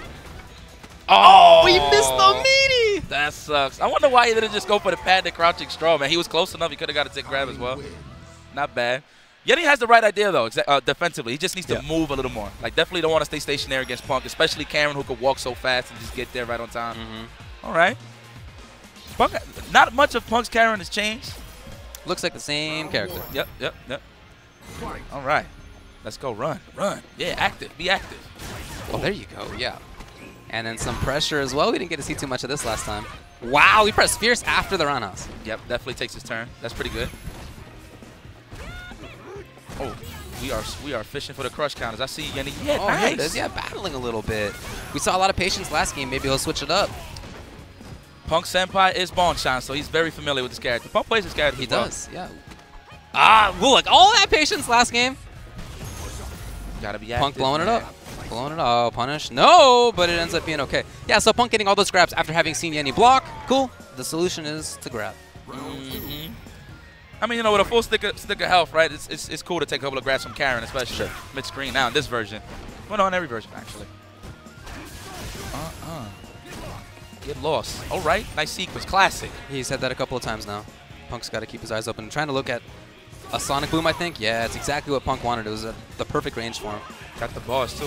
Uh-oh. It's time for harassment. Okay, what's next? Ah, nice no. Didn't convert, though. Nice setup. Wow, there you go. I probably would have called mash buttons, too. Possibly. Probably, yeah. All right, that was quick work right there for Echo Fox's Punk. So who's in this bracket? Let's see if there's some difficulty here. So it's Punk. We got Mateo, pretty good Dhalsim player here from Chicago. Mago. Oh, that's going to be sick. Yeah, all right, cool. All right. Yeah, Terrence, the good Chun-Li player from Atlanta, also in there. And then, so we talked about now Pool 1 and 2 and 4. Let's talk about Pool 2. Wow, Justin is already doing good work in those. Justin Wong is in that pool. I see Veggie from Europe in there. I see Tachikawa as well. I see Sinister we saw on the stream already. And Eric C., the Strong Fang player from the Midwest. Strong player, yep, exactly. Then you got in Pool C3, we got Gotch-kun in that one. Kraymore is in there. My man. You got JB, formerly your man. Formerly. Now my man. Yeah, you guys, man. You guys, taking all your players in Southern California. You guys are really good at drafting our players. Well, everybody wants to live in a certain spot in the world, too. You know what? It's acceptable. It's acceptable. I'll allow. Also in that pool is Brick, another strong player from Europe. As well, again, as you know, people who I'm probably not familiar with. So. Combo Breaker 2018, man. Listen, one thing I like about premieres, obviously you got the familiar faces, but I'm always looking for that one guy, the dark horse. Who is he? We'll find out. Definitely, I would have loved to Idom to come out for this tournament. Definitely have his piece of the pie for sure. But we're gonna see him at E-League, so definitely gonna see something cool about that one. But yes, in the meantime, Ultra David Yipes Combo Breaker 2018. I'm excited, man. Yeah, well, almost everybody else is here. What is it? 687 total players. So we're talking about a pretty good chunk of like all the strong players in the world have come here. Players from, we just mentioned some from Europe. East Asia is here, heavily represented. West Asia is here. Some Middle Eastern players came out. Of course, you got North America too. You got South America, some from Central America, and from the Caribbean as well. Combo Breaker, man. Takamura, yes. The Ken player from Belgium on the right side of your screen. Okay. Man, it's just something about Combo Breaker, huh? Brings out all the killers. This premiere, and it's just, man, it's the seller, the 24-hour venue. You will catch me here tonight. Oh yeah, I'll be here. Yeah, man. What you gonna be playing? I'll be playing some threes. Okay, okay. Yeah. I'm with that. I'm with that. I'm gonna be bouncing around everywhere. Marvel, some Dragon Ball, Street Fighter 5. Oh, actually, I want to play some BB Tag also. Oh, okay. Yeah, I actually haven't got a chance. Oh, that game is sick. Yeah. No, you know what's crazy? All the Marvel heads told me that they like it. Yeah, you gotta try it out. All right, I'm with that. So we got Takamura. Oh, of course, Akuma now is the character, formerly Ken, and now, as many of the Shoto players have done, migrated over to Akuma. Which I feel like Ken is actually still great. I mean, do you? Would you say great, or would you say? All right, so what would you say? So this game overall, the corner games has gotten nerfed, right? But the fact that Ken got a +2 crouch and jab leads into a lot of mix-ups. The grab, that's a true tech grab. You know what I'm saying? So I feel like he has a lot of offensive momentum in this game. Not compared to Season 1, of course. No, but he's still good. Still good. Oh, my man looking ripped. Okay, classic Birdie. Alpha 2. Big bodies playing big bodies. Epsilon Takamura versus 4H Tim. 4H Tim. 4H. All right. Let's see that button up. Used a lot. So that's overhead. That's forward roundhouse. What up? 4H. That's forward roundhouse, right? Oh yeah, I guess that's true. Forward heavy. I mean, it could be anything. Could be the forward fierce. That's true. I ain't even think of that. I just got hip to my anime okay. style of notations. I just got hip to it. All right. Wait, did we say 4? No, 4 is that's forward. No? Backwards? No, 6 is forward. No, you're right. Okay. 6 is forward. I'm bugging. See, don't worry about it, guys. That's why I got guys like David with me around me. Well, it took me a little while to catch on. So what's back fierce from Birdie? What is back? It's just the fierce, right? It's I don't just think there's like a special thing. So he holds back. That's what you're saying. He holds back Tim. Okay. Oh my goodness.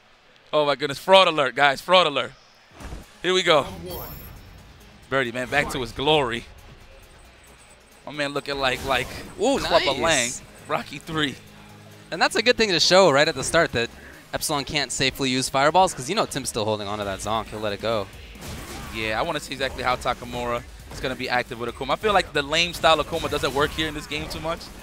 Just for the simple fact that, you know, fireballs ain't that good. Yeah. You can definitely get clean wow, jumped in. I don't know if that was intentional. No, I see him shaking his head. He didn't want it. He's caught. We haven't really seen that much from him. We saw one jump. We saw him react to a fireball, and other than that, we haven't seen the deliberate offensive movement at all. It's been caught. Okay, the bust out. I agree. Just to get out the corner. Why not? Oh, but wake up buttons and then a dash grab. The cajones on this man. Oh, punish not quite. Too far to get a punish though. Oh, same thing for Tim a couple of times. Oh, the stare down. What? Walk up. Ouch. Ouch. It can snowball right now. Oh, keeping his eye on it. He should have walked up, right, instead of dash. Probably would have snuck that in there. Okay, good stuff to Takamura. Takamura sometimes can be pretty unpredictable, but I think he did a really good job of just maintaining ground control in that round. Okay, we just throwing buttons out there. 4H10 playing Assumption Fighter 5. We haven't really seen that much, you know, control from Tim. Oh. And I think that's still the case. Yeah, he doesn't want to just sit on the ground. I think that's what Takamura is testing right now. Is Tim willing to just hang out? No. Yeah, Takamura's too comfortable right now. 4H10 showing him a little too much respect. I feel like he should throw some more limbs out there. Definitely get some space, throw out the can. Yeah, you can see how uncomfortable he looks. He's just stuck right there. Swinging at ranges where nothing's going to work.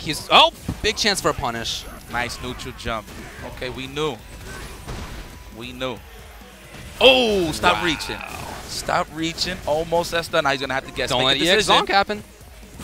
Okay. What a scumbag. Nice, efficient finish right there from Takamura. Instant overhead, man. That's a big body thing, huh? Everybody just gets decked with big overheads like that, especially fuzzy setups. Okay. Oh, we phoning home. Who we phoning? He needs a lifeline right now. Absolutely. Whoever it is, hopefully they pick up on the first ring. Whoever it is. He only got 30 seconds. Oh, yeah, that rule still applies, huh? Yeah, I don't think it applies here. Oh. It's all right. Okay, it's a character select. I agree. Looks like he's about to switch. You know, so just out of his style of play, being patient, I feel like he's going to go to Abigail right now. Oh, okay. Maybe. Just throwing it out there. Well, I don't know that it was patience, but I feel like there was too much patience. You know, he was not moving. He wasn't walking forward. He was jumping now and then. He dashed a couple of times, but other than that, he was just trapped on the ground. Definitely in this stage of the game where you want to be efficient at walking forward in this game. That's how you know you're taking control of neutral. Yeah. Oh, let's go. But that's scary. Oh, we're going to Birdie. We stick it with our guns. All right. Take the shades off. There you go. Give me the big boy. Yeah. And I'm with the Steve Harvey. Like that. All right, here we go. All right, let's see if my man 4H Tim. 4H Tim. Now I'm curious. I got to ask him. Round one. Fight. Okay. There we go.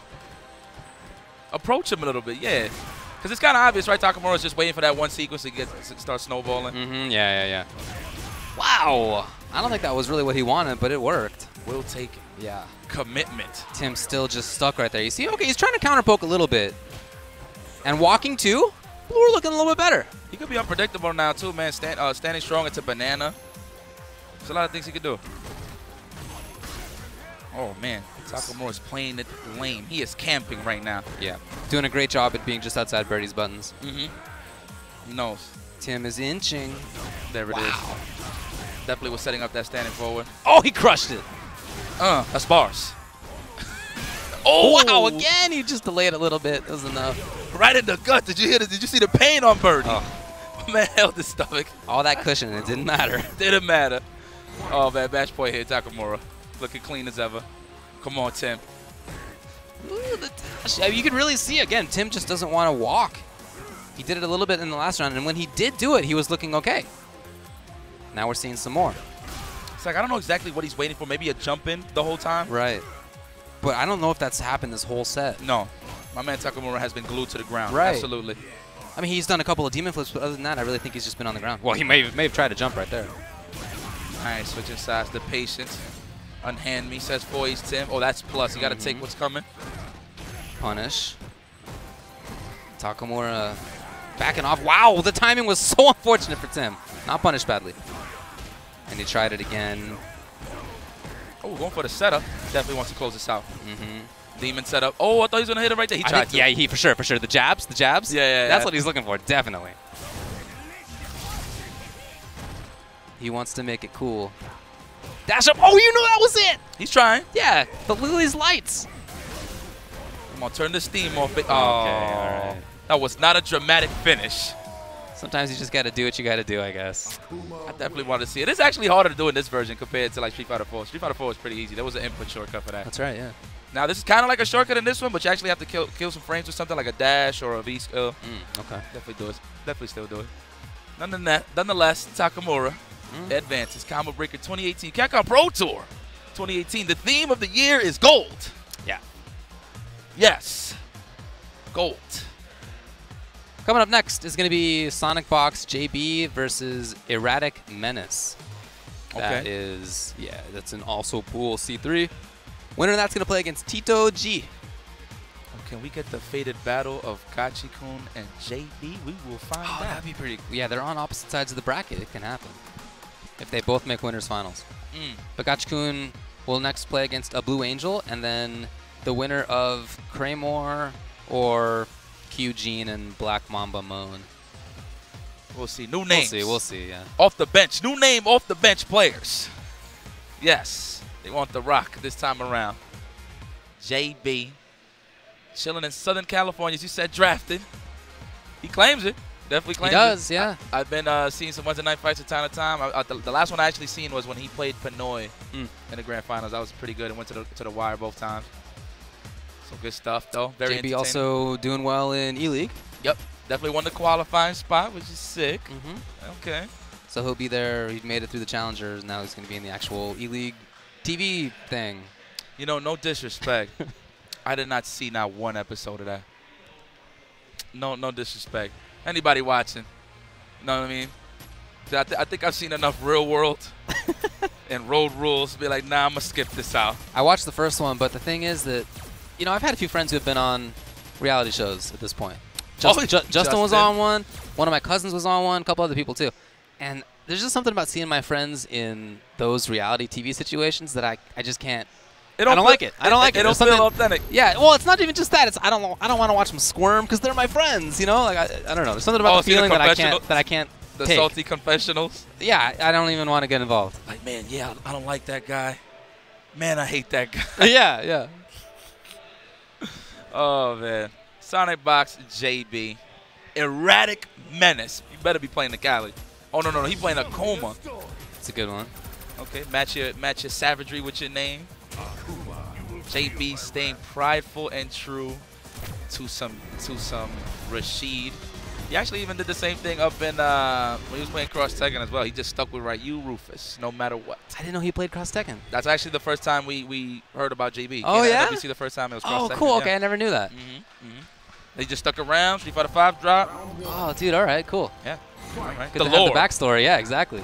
Oh, my man looking like a bag of golden glad. Yeah. Golden glad. Let's go. Pull out all the tricks out the bag. Let me see what you got. He's moving comfortable though right now. Yeah, he looks good actually. Yeah. Yes, use those fireballs as a poke. They are not zoning tools.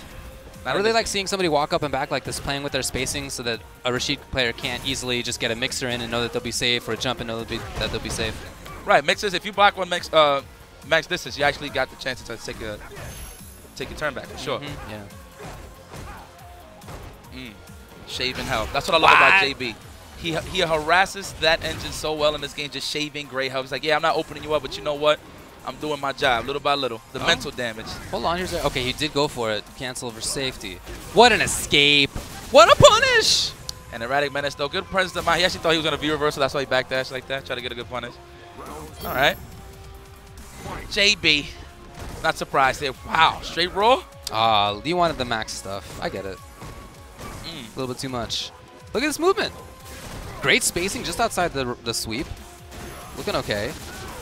Let's go over here real quick. I want to see what's for dinner. Punish. Nice. Menace. Wow, and in front of him again. You are not getting out this corner. Yeah, and to make double sure, JB backing off. Yep, keep that lead. You don't want to be in a scramble with this, especially against Akuma. Right. Golden Glad. The cross up, the random jump ins. You just wouldn't know, right? Especially when you're up, when you're really close to him, you're not expecting to jump in like that. Right. But he's got such a strong cross up, he can jump from that spot. Should have committed to a throw. JB's just really playing patiently right now. Maybe looking for a jump. Oh, no. Right then? That was so preemptive. Just as I was saying it. Beautiful stuff by JB. Yes. JB, preemptive stuff. Always known for his reactions. Yeah, well, he was putting himself at a spot on screen where that would work exactly. Yeah. Right, just the perfect spot. As soon as he saw Akuma was in the air, he brought it out. And Akuma's always, when they're down on the chips and they activate that V trigger, they'll definitely get thirsty to try to get in there, so they always go for the air fireball. So good stuff. Those situations. JB, very seasoned. Switch sides, very nice. Let's go, Menace. Let me see something. You know, I'm a fan of JB, but I want to see him catch some oppression too, my man. Wow. Erratic Menace taking his turn. Good defense from Erratic. We activate Raw too. JB. JB is not going wild with it though. See him just hanging out? He's actually scared of the standing medium kick. So he's just waiting his turn. Yep. Nice. Ooh. And just like that, he has the corner. That was from anywhere. Reacted too late. Erratic Menace has trigger. Okay, yeah, here it comes. Wow, underneath! We're not scared of Nathan's. Oh my god. Preemptive. He knew exactly what was coming up. Yes. Man, Menace is just too thirsty to just try to get some offense going, man. That's the Akuma way. Just throw fireballs and just get in there. He's got these moments where he looks like he's going to be kind of slow and steady in the neutral and just see what happens. And then moments where he clearly gets impatient. Right. We out of there. Oh, punishment. Nice. Good awareness there from JB, knowing that fireball does have a lot of recovery. Oh, that is applause. It's time to get the pressed. Uh-oh. Getting acquainted with down back, aren't you? Oh, it's jump. No, not quite. Not quite. A chance. Oh, big chance now. Here comes EM. All right, switches sides. Still got a healthy V trigger, too, so it's time to make it count. This is definitely doable right now. If he finds the next spot. Oh, the escape. Smart V reversal. One more fireball. That's it. One more Dragon Punch, and it's gone. Do not jump. Good block. Oh, punish. Okay. Alive. Oh, he was really swinging for the fences. Surprised JB ain't even checked that. He's so scared of the DP. Yeah. That's a finish. That's it. No! Hang in there. Oh, anything. There it is. There it is. Dashed in just to catch the walk back. Good stuff to JB as he advances on the winner's side in his pulls. I like Erratic Menace, though. He's definitely showing some promise, some progress throughout the set, so big ups to him. I feel like he was trying to bait that V-reverse a little too hard, so he actually let go of his momentum in the corner. That's right, yeah. He thought that was coming before it ever did come. And then after he had that one read, then that's when JB brought it out. It was really interesting that he saw that his opponent knows how to deal with Rashid's V-reversal. And then after that, he actually did use the V-reversal. So he wasn't afraid, even after having seen that the punish was available. Interesting. Interesting stuff. Good stuff to JB, for sure. All right, who's next here? Oh, can we get that next? I just want to see him squirm a little bit. We got Itabashi Zangief versus Jabali. What? Can we just get that on the screen, please? For me. Just let them know. Oh, you know what? I'll wait. I'll wait. Oh, man, I hope that's not. Is that streamed? I hope not, man. I hope not. I definitely want to see him squirm a little bit. Then hit it with the national. Good job. And, you know, the Jabali. Yeah, good job. Man, you know what? As I was pulling in here, I saw somebody who had a bumper sticker that was the Jabali face. I just shook my head. The face, yeah, I'm not a big fan, actually. No, face, no. Weird. It is weird. It's really weird. Looks like this is going to be a Rune Siren, 2MK Rune Siren versus TLT Affinity. Hey, let's get it. Rune Siren Affinity. 2MK. Okay. All right. 2MK. Crouching forward kick? Yeah. Yeah, I knew that. Okay, I knew that. okay, I say 2H a lot. Okay. You know, so I definitely know that's crouching. All right, let's see what they bring to the table. So this is in pool C2. Wow. So Affinity had to beat Veggie to get here, which I guess was accomplished. Sick. So Veggie on Team Nordavind doing really well at the Gfinity series from Norway. Okay. And I guess it didn't work out here in Combo Breaker, so it looks to me like he has gone to loser's side, if I'm reading this bracket correctly. And then Rune Siren had to beat some name. I don't know. Johnny Pencil Pusher. Push these pencils. He said somebody. Put Hifumi in P5A. I don't know. No disrespect, man. No. Hopefully you don't watch this footage. I just don't get it, that's all. Yeah. So I just don't have anything against it, yeah. All right, let's see what runes. All right. Karen and Cammy. Two of the fastest characters in the game. One of the few. I actually never seen this console from Cammy. So that's kind of cool. I like the color on it. Yep. Let's see what we got here. Who's going to get it going first? Cammy, I am not a big fan of that character. I've been hating her since Season 1. All right. She moves extremely fast. I actually enjoyed fighting Chun-Li in Season 1 than actual Cammy's. Jeez. Yeah. So we got Rune Siren playing with Karen, and TLT Affinity. Looks like he's got Cammy. Oh, that could have been a punish. All right. Affinity getting comfortable now. Throw. Okay. Walk up standing strong. Yep, padding it. Good defense. Wow. Very unusual attempt at an escape right there, but I like how Rune Siren, she knocks it down well. Oh, the back throw. Uh-oh. Great timing. Oh, yes. My glute. In trouble. My glutes clench every time I see somebody getting oppressed by Cammy, man. Every single time. I'm actually not a fan. Like, seriously. excuse me, stream. All right. Definitely I want to see a little more low forwards here from Affinity. Standing forward. as well. Rune Siren had a chance to pressure, but I guess believed there was a Dragon Punch coming. I don't know. Oh, here's a chance. Yes. Okay, not the biggest punish, but meterless. Right. Wow, that was lucky. Each of these dive kicks so far until that had worked out. All right. Wow. Unusual usage. Just to get out the corner definitely worked out for Rune Siren. I'm not even gonna say it's questionable. He's just looking comfortable the way he's no! playing. Put the button again. No. Oh, right. those Tenkos. Okay, hey, good dome. stuff. MK Rune Siren. 2 MK Rune Siren. Okay. It takes a deep breath after that. Missing those jump frame Tenkos, but it's all right. I know she got him. Oh, that could have been an anti-air. Wasn't ready. Could have been a crouching phase too. Okay, again, I like that she didn't give up on it. Absolutely. I agree. On her, do everything that's necessary to get him off. Big chance. Against it, keeping it meterless. Chance for no, you can blow that up. Yeah, low forward drill, exactly. Uh-oh. Affinity, okay, spends all the bar. Don't agree, but you know what? Almost there to close it out, so I agree. Well, he's got one more mix-up if he gets it right, depending on what it is. Ooh, Rune Siren has all the resources. Oh, the mash. The mash. That was bodega style if I ever seen it. And you know it was a mash because you seen the fierce come out that's first. what I'm talking about, right? But I feel like that's the kind of thing that's more of an execution error rather than a mash. Yeah. Just, I mean, clearly that's what she was going for, but I'm just saying, like, it's not like a strategic mistake. I think it's more about just her screwing up on the execution and accidentally getting the fierce out. Hit the buttons before the inputs. Yeah. That happens. But here's a big chance for a punish. No! It's okay.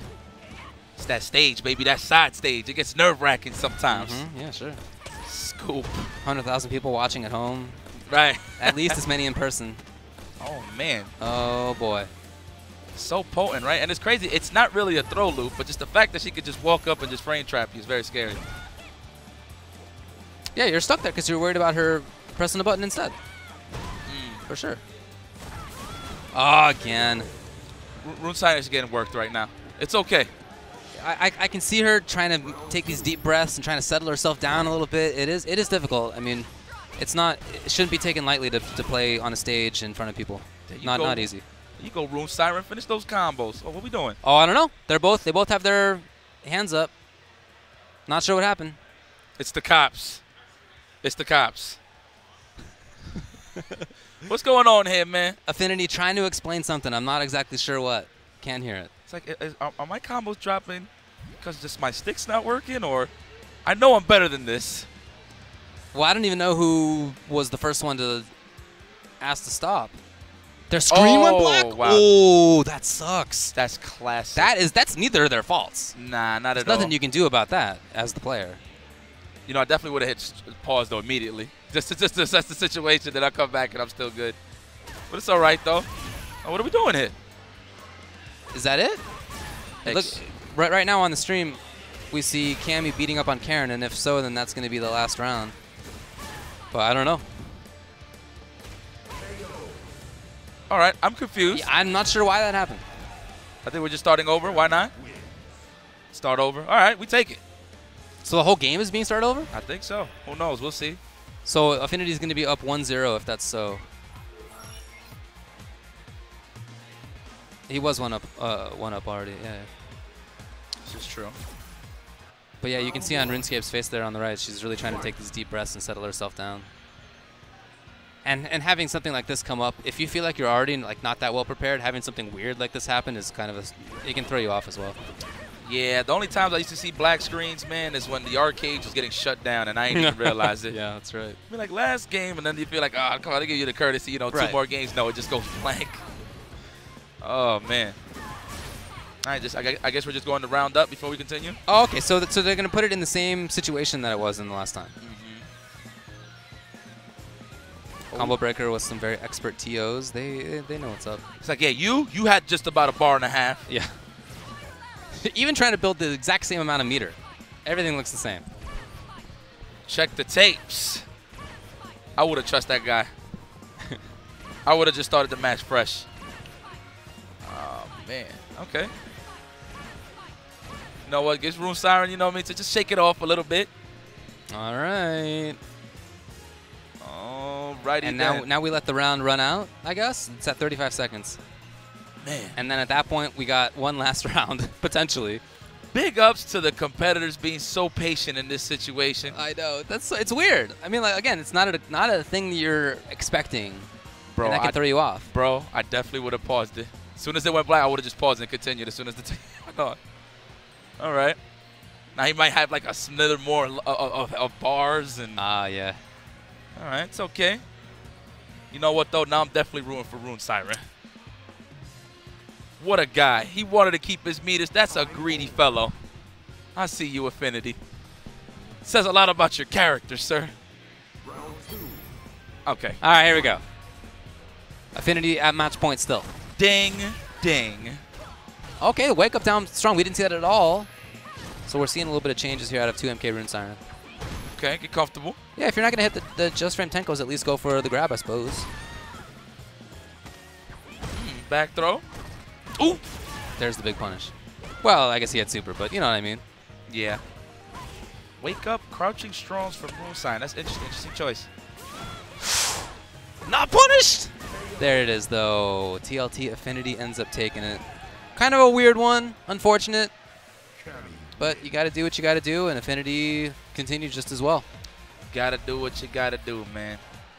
Black screens. I'm telling you, pause it next time, guys. If that ever happens to anybody at home, just pause it. Please. Don't worry. I won't do you scummy like that if we ever play in a tournament. I promise. Keep it on the footage. So that was to get into winners semis, which means that now we're going to have Affinity playing against either Justin Wong or Blasphemous Black in winners semis. One of those two. Justin Wong, man. One of those two. Let me tell you something, man. Big fan of his play. He's actually been a lot cleaner. He looks like he's been playing. That's right. So yeah, it's pretty good. So you can actually tell when Justin's actually practicing. So. Yeah. He's playing Manat and Falk. Random. And actually doing some stuff with her. Yeah. That's exactly what it is. But I like that he's playing those characters because that is more of the Justin style to me than even Karen is. You know, Karen more about like offensive sort of footsies, active footsies. Whereas the way he plays Manat, the way he plays Falk, he's playing footsies, but it's like kind of away. He's patient. You know, he's not doesn't need to overcommit very often, and I feel like that's more of Justin's style. Okay. Yes. We'll That is see. Justin Wong's style. That is Justin Wong's style. And I'm only saying this because I've been fighting him for so long. But man, I wish I was fighting him so long on these comfortable seats. Here showing love. Here, Vertigear for Combo Breaker. Use promo code CB18 to get 10% off all their fabulous products. Yes, and give me a courtesy pillow the next time I order this. Absolutely. Oh, man, Combo Breaker, man. What a tournament. And, of course, Arcade 1-Up. Ooh, that is so sick. Very nice. Get one of these bad boys at arcade1up.com, please. I did not know this. Capcom, high five. Look at the faceplate up there. That is the old school looking real one. That's purty. I smell the like it a bodegas and lot. cats all the way over here. Oh, boy. Yes. The cats. Arcade 1-Up. This actually looks pretty sick. I like it. Yeah, that's really cool. Admit. And, of course, the Victrix Pro AF was pretty much introduced over that final round, which is pretty sick, and it looks cool. One of my favorite colors is purple. So, yeah, you want to get one of these bad boys going over to VictrixPro.com to block out all the haters. All the haters and all the salts. Just block it out with some good handy-dandy equipment. Yes. And, of course, the vintage stuff. Street Fighter 30th Anniversary Collection. Pre-order it now. It's coming out very soon, May 29th. For everything. Look at that. Xbox One, PS4, or Steam. Oh, okay. You know, I already got 2 copies of this guy on pre-order. Damn. Yeah. David. Well, I'm gonna be playing it on Steam. That's where I live. Okay. On the PC. But then I'm gonna be playing it on the road with the Switch too. Oh, and we get a closet upgrade here for the Capcom Pro Tour. Oh, nice. Okay.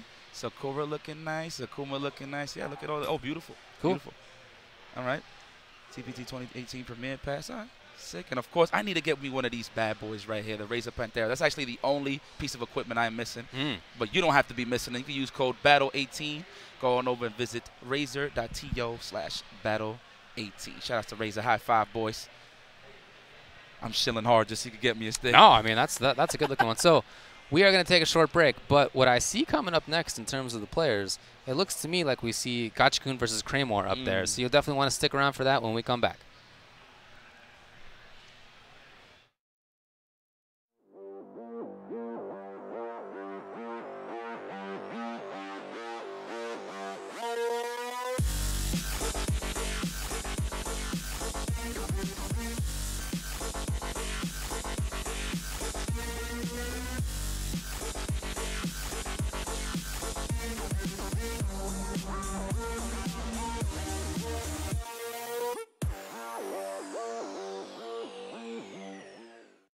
Let's go! Insect! Allow me to show you the truth. You better not bore me. Don't move! Don't underestimate me.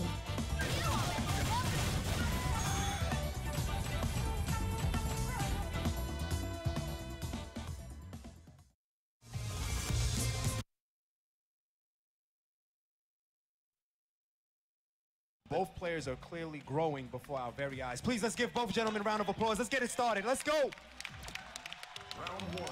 Okay, somebody might be going home here. Hopefully it's not. I hope it's not Brian there. Nice block on the TAP. We tied this up right now. Let's go, Brian. Get your rock. Jump forward. Nice. That 4-piece was so crispy clean. Vision. Caught him walking back. 2-piece again, anti-air. What a response for Brian F. Brian F is just doing such a good job. Oh, wow. Crush counter. I agree. Why not? Keep him honest. Oh, my goodness. Yeah, those anti-airs is on point. And he gets a setup after that. There it is. What's the setup? Going for that delay. He's looking for that throw. Had to make it safe. What a way to interrupt that. Goodness. That is twice that he got Brian F trying to do B-trigger to throw. This man is thinking. But don't forget, Akuma has paper mache life. Oh, my goodness. He definitely expected the dive kick. Nope, going for the legs. And that puts Sakunoko at match point. So smart. The mind games right now from Sako. Oh, wow. Punish. Good punish there on the neutral jump. Puts out the plasma. Jump back short. No one home. Turn around punch again. No one home. This is big damage. Oh, my Lord. And neutral jump. That is maximum damage. Ow. Yes. Ow. Yes. Styrofoam. Please, make sure your permission slips have been signed by your parents. Go to the corner. Sako's hungry now. He's trying to... No one home. Wow. Turn around Going punch nuts. to get out of the corner. Nice anti-air right now from Brian F. That could have been lights out. Very unfortunate. There you go. Oh, tight string from Sako. Oh, caught him reaching again. This is big. Oh, this is big right now. This is big. How sexy. Just throw that jab out there. Very nice block. There we go. Okay, all right, Brian F. Caught him walking forward. He definitely did. That's a nice. That's a very nice. Very nice. And here we go right now. Brian F needs this. Otherwise, it's thanks for playing. He's trying to open knock. Nobody's home. Yep, walking him down. Again, no one home on the turnaround punch. Oh, someone's home on the buttery That dunk. combo? That was crazy. Combo that? I didn't know that. That was pretty nuts. That's new stuff. New technology. The man's fishing. Trying to put him in a state of dizziness. Wow, right on time. Sakunoko. The block. Good whip punish. And it's The not block. goes down because of it. Oh, that could have been so much more dangerous. Oh, good block. But he Had to make it activates. safe. Yep. Whoa. Too early. Definitely. Oh, no. That's it. And he ties it up. Brian Ties F. it up, Brian F. He hangs in there. And you saw Sakunoko. He reels back. He's like, oh, my God. What happened to my health points? What happened to my legs? That was easy access to big damage. Yep, Brian and you F. can see that man taking a deep breath. It's good, yes. Yep, thumbs up. That was a ferocious thumbs up. But don't forget, man, even if you did win, it's okay for yourself to take a timeout. You can take a break yourself. The trade-off definitely about Rock's favor due to the low health on Akuma's side. Maximum distance. Was that rush punch?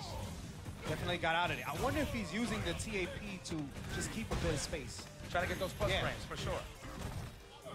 Straight off the tap. Yep, straight out the tap. No ice. Open up fishing. Wow, some, definitely. This is there. nothing but normals on top of normals. They finished. They fishing. Definitely.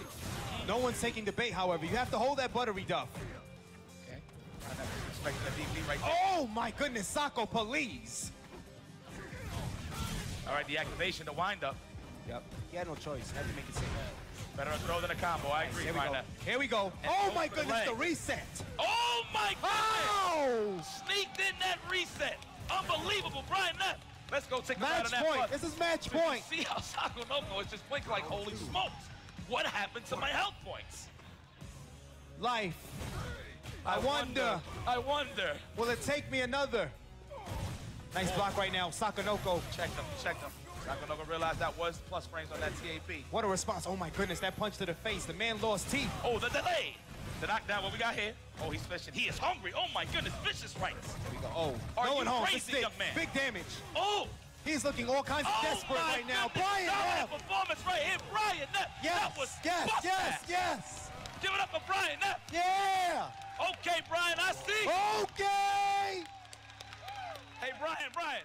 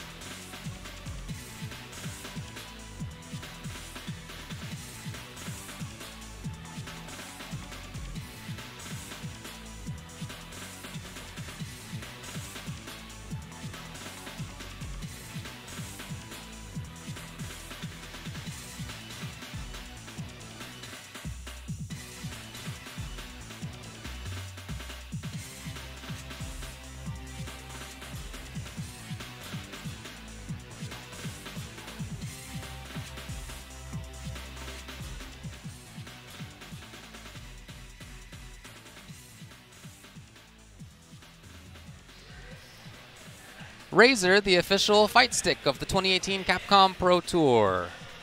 Victrix Pro, the official sponsor and audio partner of the 2018 Capcom Pro Tour.